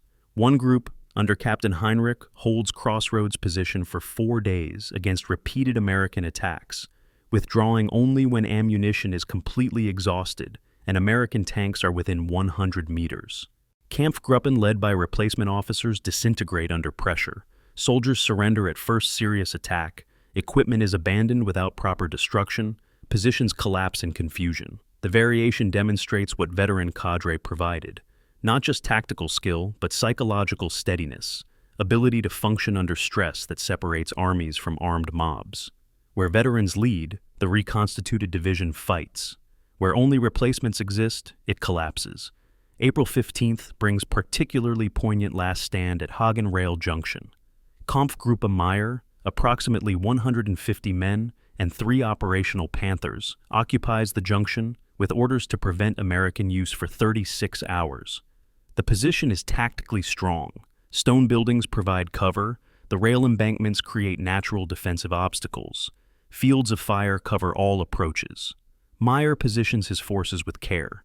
Panthers hidden in buildings with prepared firing positions, infantry in depth with overlapping sectors, anti-tank teams positioned for flank shots. When American armor attacks on April 15th morning, they encounter defense that seems disproportionate to force present. Panthers engage at extreme range, destroying lead American tanks, forcing the attack to halt and reorganize. American infantry assault is met by concentrated machine gun fire. For 6 hours, 150 German soldiers hold position that American battalion cannot crack. But holding position isn't victory when the enemy can commit unlimited forces. American commanders, frustrated by unexpected resistance, commit artillery, air support, additional armor. The bombardment is systematic and overwhelming. Everything within 200 meters of the junction becomes target zone. Buildings collapse, burying infantry positions. One Panther takes direct hit from artillery, catastrophic kill. American armor attacks again, this time with infantry support and smoke screens. The remaining Panthers destroy 4 more American tanks. The gunners and commanders are Normandy veterans. They know their craft. But now American return fire is concentrated and effective. 2nd Panther is immobilized by track damage, crew bails and withdraws. 3rd Panther continues fighting until its ammunition exhausts, then withdraws successfully. By evening, April 15th, American forces control the junction. German casualties, approximately 60 killed or wounded, 90 captured. American casualties, 8 tanks destroyed, estimated 60 to 80 killed or wounded. The mathematics favor Germany tactically, favor America strategically. The junction is lost. The delay was achieved. Neither matters to the war's outcome. April 17th brings Bayerlein's final action as Panzer Lehr commander. His headquarters Kampfgruppe, approximately 2,000 survivors including staff officers, support troops, and scattered combat elements, is surrounded near Iserlohn, American Baus. Forces have penetrated on all sides, closing ring, offering surrender. Bayerlein evaluates the situation and reaches conclusion any rational officer reaches. Further resistance is pointless, will only cause additional casualties without affecting outcomes, constitutes murder of soldiers rather than military operations. He requests and receives permission to capitulate. On afternoon of April 17th, Panzer Lehr officially surrenders. Approximately 2,000 men march into American captivity. No operational tanks remain. The last few were destroyed by their crews that morning. The divisional colors are burned. The demonstration division's combat existence ends not with dramatic last stand, but with pragmatic acceptance that the war is lost, and continuing as crime against the soldiers involved. The scattered Kampfgruppen continue fighting for several more days, unaware of Bayerlein's surrender or choosing to ignore it. Small groups of Panzer Lehr soldiers fight into April 20th, conducting last stands in anonymous villages, dying in positions that will never appear in history books, demonstrating courage that changes nothing. One final engagement on April 20th near Iserlohn involves perhaps 30 soldiers, mixture of veterans and replacements, defending building complex against American company. The defense is tactically competent, coordinated fields of fire, effective use of terrain, disciplined ammunition expenditure. The Americans eventually overwhelm the position through superior numbers and firepower, but the engagement takes 3 hours and costs American forces approximately 20 casualties. The German survivors, perhaps 8 men, surrender when their position becomes untenable. This is Panzer Lehr's final combat action. Small unit defense executed well, achieving nothing, demonstrating that tactical competence survives organizational collapse. April 21st, Wehrmacht High Command officially removes Panzer Lehr from order of battle. The division designation ceases to exist, survivors are absorbed into other units or marched to POW camps. The organizational entity that formed in January 1944 is formally dissolved. The accounting of the division's final battles shows approximately 1,800 killed, 2,400 captured, 1,500 wounded or missing, all equipment destroyed or abandoned, the 47 tanks that entered Ruhr-Pocket, the vehicles, the artillery, everything material that constitutes military division. The Ruhr-Pocket collapses completely on April 18th, with 325,000 German soldiers entering captivity, but this context provides no comfort to those who fought and died there. They fought for Germany, for unit, for each other, for reasons that made sense to them, even if historians will struggle to explain why soldiers continued fighting when defeat was certain. The final assessment of Panzer Lehr's Endkampf, final battle, reveals contradictions that resist simple interpretation. The division fought, often effectively at tactical level, achieving local successes that delayed American advance by hours or days. Individual soldiers and small units demonstrated courage and competence, showing that military professionalism can survive organizational catastrophe. But these tactical successes achieved nothing strategically, delayed nothing important, changed no outcomes. The Ruhr fighting was militarily pointless. The industrial region was already useless from bombing. Holding it briefly before inevitable loss served no strategic purpose. Yet soldiers fought and died there, following orders, maintaining discipline, demonstrating that armies can function even in lost causes. Panzer Lehr's final battles show both the persistence of military effectiveness, training and leadership matter even in collapse, and the ultimate futility of tactical competence when strategic situation is hopeless. April 21, 1945. The demonstration division's demonstration is complete. What has been demonstrated is that excellence, leadership, courage, and tactical skill cannot overcome strategic defeat. The end comes not with glory, but with surrender and dissolution. The demonstration division demonstrated to the last. The lesson remains. Demonstration is not the same as decision. May 8, 1945. Prisoner of war camp, somewhere in western Germany. Fritz Bayerlein sits on a wooden bench in compound, crowded with captured German officers, reviewing notes he's compiled over the previous weeks. The war in Europe ended today. Germany's unconditional surrender is official, and Bayerlein has spent his first days of captivity attempting to reconstruct Panzer Lehr's casualty accounting, writing from memory and such documents as survived capture. The numbers are fragmentary, estimates as much as records, but they tell story of institutional destruction. 42,000 men served in Panzer Lehr across all its iterations. Original formation, first Reconstitution, second, third. Of these, approximately 18,000 are confirmed dead. 28,000 wounded, many multiple times. 15,000 captured at various points, including the final Ruhr surrender. The survival rate for soldiers who joined Panzer Lehr in January 1944 is approximately 2.5%. For every 100 men who formed the original demonstration division, 2 or 3 survived the war physically intact and in Western custody. The butcher's bill exceeds 400%. Total casualties more than 4 times original strength, reflecting continuous cycle of destruction and reconstitution. The material accounting is equally devastating, but somehow more comprehensible in its totality. Panzer Lehr was allocated or operated approximately 480 tanks and assault guns across 16 months of existence. Of these, fewer than 20 survived the war, most destroyed in combat, many abandoned for mechanical failure or fuel exhaustion, some captured intact by Allied forces. The ratio of tanks lost per month of operations exceeds 30, unsustainable rate that required constant replenishment just to maintain minimal strength. The Panthers specifically suffered catastrophic losses. 267 committed to Normandy operations, 103 to Ardennes, 110 to final battles in Germany. The Panther was supposed to be a war-winning weapon, technological superior to any Allied tank. Panzer Lehr's experience suggests technology without adequate logistics, training, and support infrastructure simply creates expensive wrecks. The human stories behind casualty statistics reveal patterns that pure numbers obscure.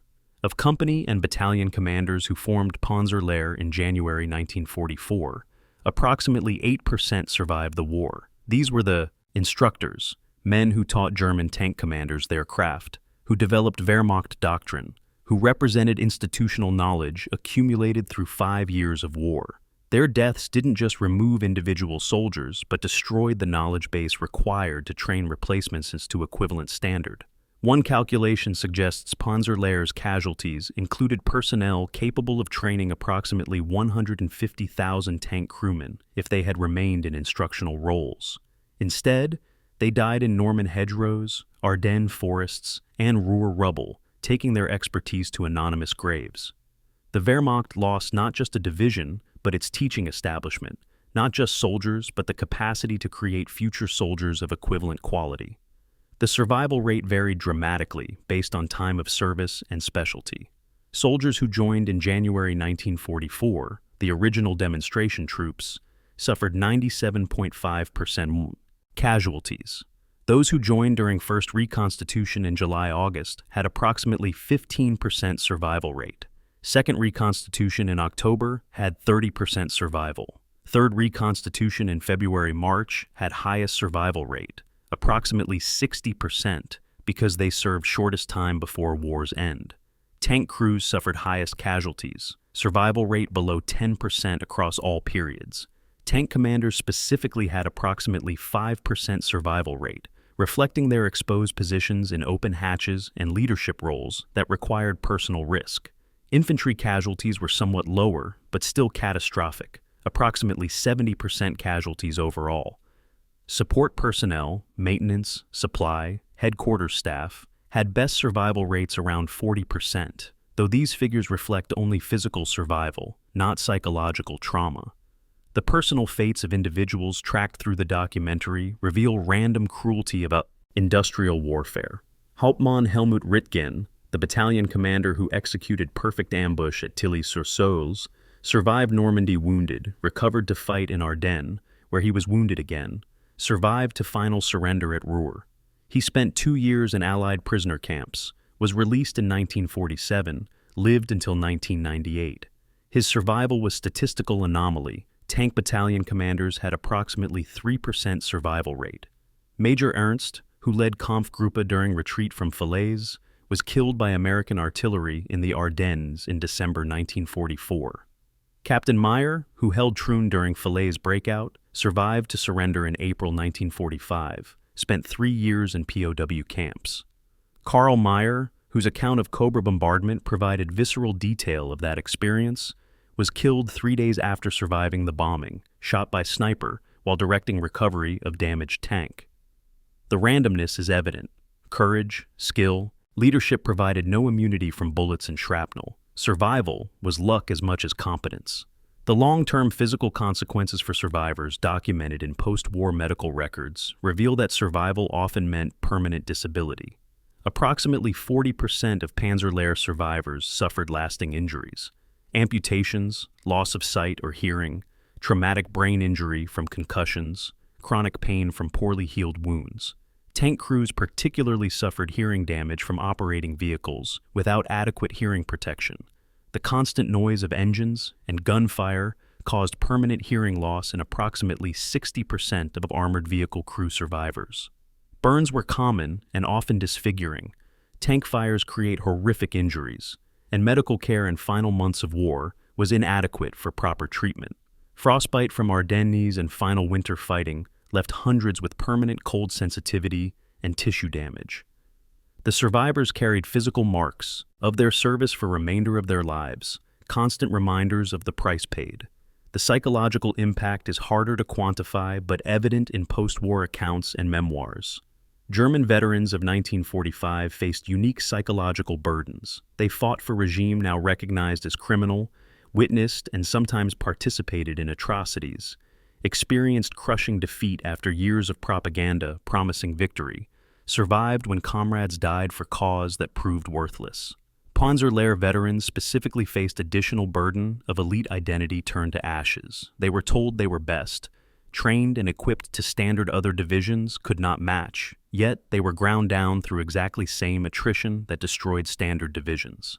The psychological processing of this experience varied. Some maintained lifelong pride in tactical accomplishments while separating themselves from Nazi ideology. Others struggled with guilt and trauma that conventional victory might have ameliorated. A few embraced post-war neo-Nazi movements. Most fell somewhere between, carrying complex mix of pride, trauma, guilt, and bitterness that defied simple categorization.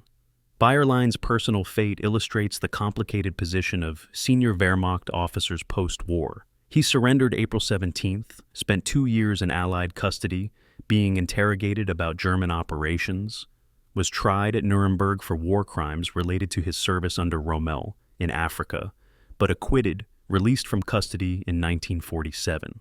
He provided extensive testimony to American and British military historians researching the war, contributed to numerous historical studies, defended Wehrmacht operational decisions while distancing himself from Nazi political leadership. He lived until 1970, long enough to see the Cold War rehabilitate Wehrmacht's reputation in West Germany, long enough to witness former enemies interview him with respect for professional military competence. His post-war life encapsulated German officers' navigation between pride in military professionalism and burden of having served criminal regime. He maintained until death that Panzer Lehr soldiers fought honorably within laws of war, that tactical competence deserved recognition, regardless of strategic context, that the division's demonstration of German armored doctrine retained historical value. The cost-benefit analysis of Panzer Lehr's existence raises uncomfortable questions that historians continue debating. Germany invested enormous resources, creating and repeatedly reconstituting the division. Training, equipment, fuel, ammunition, all at 3 times normal divisional cost. The investment theoretically produced superior combat capability, and indeed, Panzer Lehr's kill ratios and tactical performance exceeded average Wehrmacht divisions. But the enhanced capability was purchased at expense of training establishment, pulling instructors from schools reduced Germany's capacity to train future soldiers. Alternative approach would have distributed same resources across 3 standard divisions, creating more aggregate combat power even if individual unit quality was lower. The calculation suggests that concentration of excellence in single divisions was strategically counterproductive. It created showcase units that were consequently expended in critical situations, resulting in disproportionate casualties among best-trained personnel, accelerating Wehrmacht's qualitative decline.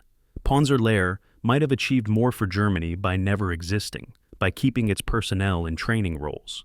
The final accounting includes those who never made it into casualty statistics, but whose potential was consumed. The students who never received proper training because their instructors went to Panzer Lehr, the tank crews who died from inadequate instruction because Panzer Lehr absorbed the training establishment, the divisions that performed worse because Germany concentrated capability in elite formations rather than distributing it broadly. These opportunity costs cannot be precisely calculated, but likely exceed Panzer Lehr's direct casualties. The division's existence created ripples of suboptimal outcomes throughout Wehrmacht, concentrating expertise in a single unit that was then destroyed, leaving the broader army weaker than alternative approaches would have produced. The demonstration division demonstrated primarily that elite formations in total war consume their own foundation, that concentration of capability creates vulnerability when capability cannot be replaced. May 8, 1945. Bayerlein concludes his casualty accounting and sets aside his notes. The numbers will be incomplete, many records destroyed, many casualties unconfirmed, many survivors scattered across continent. But the essential story is captured. Panzer Lehr's casualties exceeded 400%. Material losses approached total. Destruction and replacement twice over. Institutional knowledge was annihilated. Strategic contribution was nil. The division fought superbly at tactical level and achieved nothing at strategic level, demonstrated excellence's insufficiency, showed that demonstration divisions demonstrate primarily their own mortality. The butcher's bill is settled. The price paid vastly exceeded any benefit received. The ledger is closed and the balance is blood. September 1945, Allied Military Intelligence Facility, somewhere in occupied Germany. British and American intelligence officers gather around a table covered with captured German documents, war diaries, after-action reports, casualty lists from Panzer Lehr Division. The officers are conducting assessment of German armored capabilities, attempting to understand how Wehrmacht formations performed, what made some units more effective than others, what lessons Allied forces should incorporate. Panzer Lehr appears frequently in their analysis. The division fought against British, Canadian, and American forces across 16 months, provided consistent opposition, inflicted disproportionate casualties relative to its size. One British officer summarizes the consensus. Panzer Lehr was consistently more effective than standard German divisions, but not sufficiently more effective to justify its cost. Their tactical competence was evident. Their strategic impact was negligible. The assessment is devastating in its precision. Excellence acknowledged, value questioned. The legend begins here, as does the critical analysis that will complicate the legend. The immediate post-war historiography of Panzer Lehr splits between Allied and German perspectives. Allied accounts emphasize the division's effectiveness as validation of Allied victory. Look at the quality of enemy we defeated. Our victory is more impressive because the opposition was skilled. British accounts, particularly G, focus on Villers-Bocage and Normandy fighting, describing Panzer Lehr's defense as stubborn and competent, suggesting Allied tactical and operational success is demonstrated by overcoming such opposition. American accounts emphasize material superiority's triumph over German tactical skill. Panzer Lehr had better training and somewhat better equipment, but lost because America's industrial capacity and logistics infrastructure overwhelmed qualitative German advantages. Both perspectives contain truth and self-serving interpretation. The division was effective tactically. The division lost strategically. Both facts can coexist. German post-war accounts, particularly memoirs by Wehrmacht officers, tend toward defensive celebration of tactical accomplishments while ignoring strategic context. Bayerlein's own post-war writings emphasize Panzer Lehr's kill ratios, tactical successes, competent execution of doctrine under adverse conditions. He defends the division's honor and effectiveness, while carefully avoiding broader questions about whether Germany should have been fighting at all, whether Nazi war aims were criminal, whether tactical competence in service of evil cause deserves celebration. This selective memory characterizes much early post-war German military history. Focus on operational and tactical level allows discussion of professional competence while avoiding moral and strategic questions. Panzer Lehr becomes symbol of Wehrmacht professionalism, evidence that German soldiers fought well even if their cause was unjust. The narrative serves psychological need for defeated nation to find dignity in defeat. The 1950s and 60s see Panzer Lehr incorporated into Cold War-era rehabilitation of Wehrmacht. Western powers, now allied with West Germany against Soviet Union, find it useful to portray Wehrmacht as professional force that fought honorably, distinguishing military professionalism from Nazi political leadership. Panzer Lehr features prominently in this narrative elite formation, trained to highest standards, fighting according to laws of war, demonstrating that German military maintained professional ethics despite political contamination. This interpretation is partially true. Panzer Lehr generally avoided the war crimes that characterize some Wehrmacht units, but it's also motivated reasoning designed to make Cold War alliance with Germany psychologically acceptable to Western publics. The division becomes convenient symbol, German military excellence without uncomfortable associations with Holocaust and Nazi atrocities. Academic military history, beginning in 1970s, brings more critical analysis. Historians examining Wehrmacht effectiveness question whether elite formations like Panzer Lehr actually contributed to German war effort or represented misallocation of resources. Detailed studies of German logistics and training systems suggest that concentrating instructors in combat divisions degraded overall Wehrmacht quality, that Panzer Lehr's existence harmed Germany's military capability more than it helped. One influential study calculates that the training hours invested in original Panzer Lehr personnel could have trained approximately 40,000 additional tank crewmen to adequate standard, suggesting the division represented negative return on investment. Other historians note that elite formations were consistently expended in hopeless situations, functioning as fire brigades that achieved local tactical success without affecting strategic outcomes, creating a cycle where Germany's best soldiers died fastest. The comparison with other elite formations reveals patterns relevant to Panzer Lehr's assessment.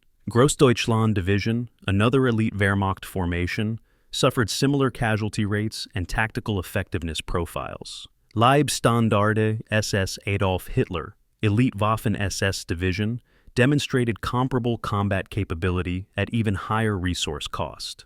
The pattern across elite formations suggests structural problem. German high command consistently employed elite units as crisis response forces, committing them to most dangerous sectors, expending them in situations where standard divisions failed. The tactical logic was sound: send best troops to critical points, but the cumulative effect was that Germany's highest quality soldiers suffered disproportionate casualties. Elite status became death sentence. Panzer Lehr's fate was not unique but typical for designated elite formations. The system consumed its own excellence. Modern historical consensus regards Panzer Lehr's combat effectiveness as genuinely superior to Wehrmacht average, but questions whether superiority justified costs. Tactical studies confirm the division inflicted casualties at ratios significantly above Wehrmacht norms, approximately 3-to-1 against Allied forces in Normandy, compared to roughly 1-to-1 for standard German divisions. The division's training and equipment enabled sophisticated combined arms operations that standard formations could not execute. Veteran cadres maintained cohesion and effectiveness under conditions that would shatter lesser units. All this is documented and accepted. The critical question is whether these advantages produce strategic value commensurate with investment. 3 standard divisions created with same resources would collectively produce more combat power, would be less vulnerable to single catastrophic loss, would provide strategic flexibility that single elite division could not. The calculation suggests Panzer Lehr was militarily impressive but strategically counterproductive. The moral dimension of Panzer Lehr's history complicates simple assessment. The division fought for Nazi Germany, enabling, however indirectly, regime that perpetrated Holocaust and started aggressive war that killed tens of millions. Individual soldiers' motivation varied. Some were committed Nazis, most were professional soldiers following orders, many were conscripts with no choice. The division apparently avoided direct participation in war crimes, fought according to conventional laws of war, did not engage in the atrocities that characterized Wehrmacht operations in Soviet Union. But fighting cleanly in West, while comrades committed genocide in East, does not absolve moral responsibility. modern historians increasingly reject separation between clean Wehrmacht and criminal SS, noting that Wehrmacht's military operations enabled Nazi political aims. Panzer Lehr's tactical professionalism served strategic evil. This contradiction resists resolution, acknowledging tactical competence while condemning strategic purpose, respecting soldiers' courage while deploring their cause. The preservation of memory takes physical form in unexpected places. Panthers from Panzer Lehr still rest in Norman fields, buried by farmers after the war, occasionally excavated by archaeological teams and military vehicle collectors. These excavations reveal intimate details of the division's destruction: tanks abandoned with personal items still inside, evidence of hurried crew bailouts, technical details of damage that killed machines and men. One Panther recovered near Tilly-sur-Seulles contained notebook belonging to gunner, with entries describing daily life in Normandy: constant artillery, inadequate food, exhaustion, matter-of-fact acceptance of likely death. The physical artifacts humanize statistics, transform casualty figures into individual soldiers with names and stories. The archaeological record becomes memorial, preserving memory of men who died for cause historians now nearly universally condemn. The lasting influence on military doctrine is perhaps Panzer Lehr's most tangible legacy. Post-war armies studied German combined arms tactics, incorporated lessons into their own doctrine. American and British armor forces adopted elements of German tactical integration, balanced tank infantry teams, decentralized command, emphasis on initiative at lower levels. Soviet forces already practiced similar doctrine but refined it based on German experience. The irony is that Panzer Lehr's tactical sophistication, which could not save Germany from strategic defeat, became foundation for Cold War-era armored doctrine that assumed tactical excellence might be decisive in future conflicts. The division's tactical legacy outlived its strategic failure, demonstrating that military effectiveness can be separated from political context, though whether this separation is intellectually defensible remains debated. The veterans' post-war lives reveal diverse trajectories. Some, like Bayerlein, provided testimony to historians and participated in post-war military studies. Others returned to civilian life, never discussing their service, carrying trauma privately. A notable number joined Bundeswehr, West German military formed in 1950s, where they trained new generation of German tank crews. The irony was evident. Survivors who learned their craft as instructors before the war, then fought in Panzer Lehr, returned to instruction roles in peacetime, completing circle from teaching to combat and back to teaching. Their experience informed Bundeswehr doctrine and training, creating continuity between Wehrmacht and Cold War German military that made some Allied observers uncomfortable but seemed pragmatically necessary. The human legacy of Panzer Lehr persisted through these veterans, preserving institutional knowledge that survived organizational destruction. The final assessment of Panzer Lehr Division must acknowledge contradictions that resist simple conclusion. The division demonstrated genuine tactical excellence. Superior training and somewhat better equipment produced measurably better combat performance. Individual soldiers often displayed courage and professionalism worthy of respect, maintaining discipline and competence under conditions that would break lesser units. The division's combat record provides valuable lessons about combined arms integration, tactical doctrine, leadership under stress. All this deserves acknowledgement. Simultaneously, the division's strategic impact was nil. Tactical successes changed no outcomes, delayed no inevitable defeats, contributed nothing to war aims that were criminal. The resources invested in creating and reconstituting Panzer Lehr arguably harmed Germany's overall military capability by withdrawing instructors from training roles and concentrating excellence that was then expended. The division served regime that perpetrated unprecedented evil, making its military competence morally complicated at best. The legend of Panzer Lehr has proven remarkably durable, still discussed in military history forums, still studied in armor schools, still featured in popular histories and documentaries. The legend emphasizes excellence, tactical skill, dramatic battles in Normandy and Ardennes. The ledger tells different story: 400% casualties, strategic irrelevance, institutional knowledge destroyed, resources misallocated. Both legend and ledger are true. The division was simultaneously impressive and pointless, excellent and expended, demonstrative and defeated. Perhaps the final lesson is that demonstration is not the same as decision, that tactical competence cannot overcome strategic failure, that excellence without adequate resources and sensible strategy is just slower defeat. Panzer Lehr demonstrated German armored capability to the end. What was demonstrated is that capability alone is insufficient when fighting industrial powers with secure supply lines and functioning societies supporting their armies. The demonstration was thorough, costly, ultimately futile. The legend persists. The ledger is closed. Both remain part of history that defies simple interpretation or comfortable conclusion.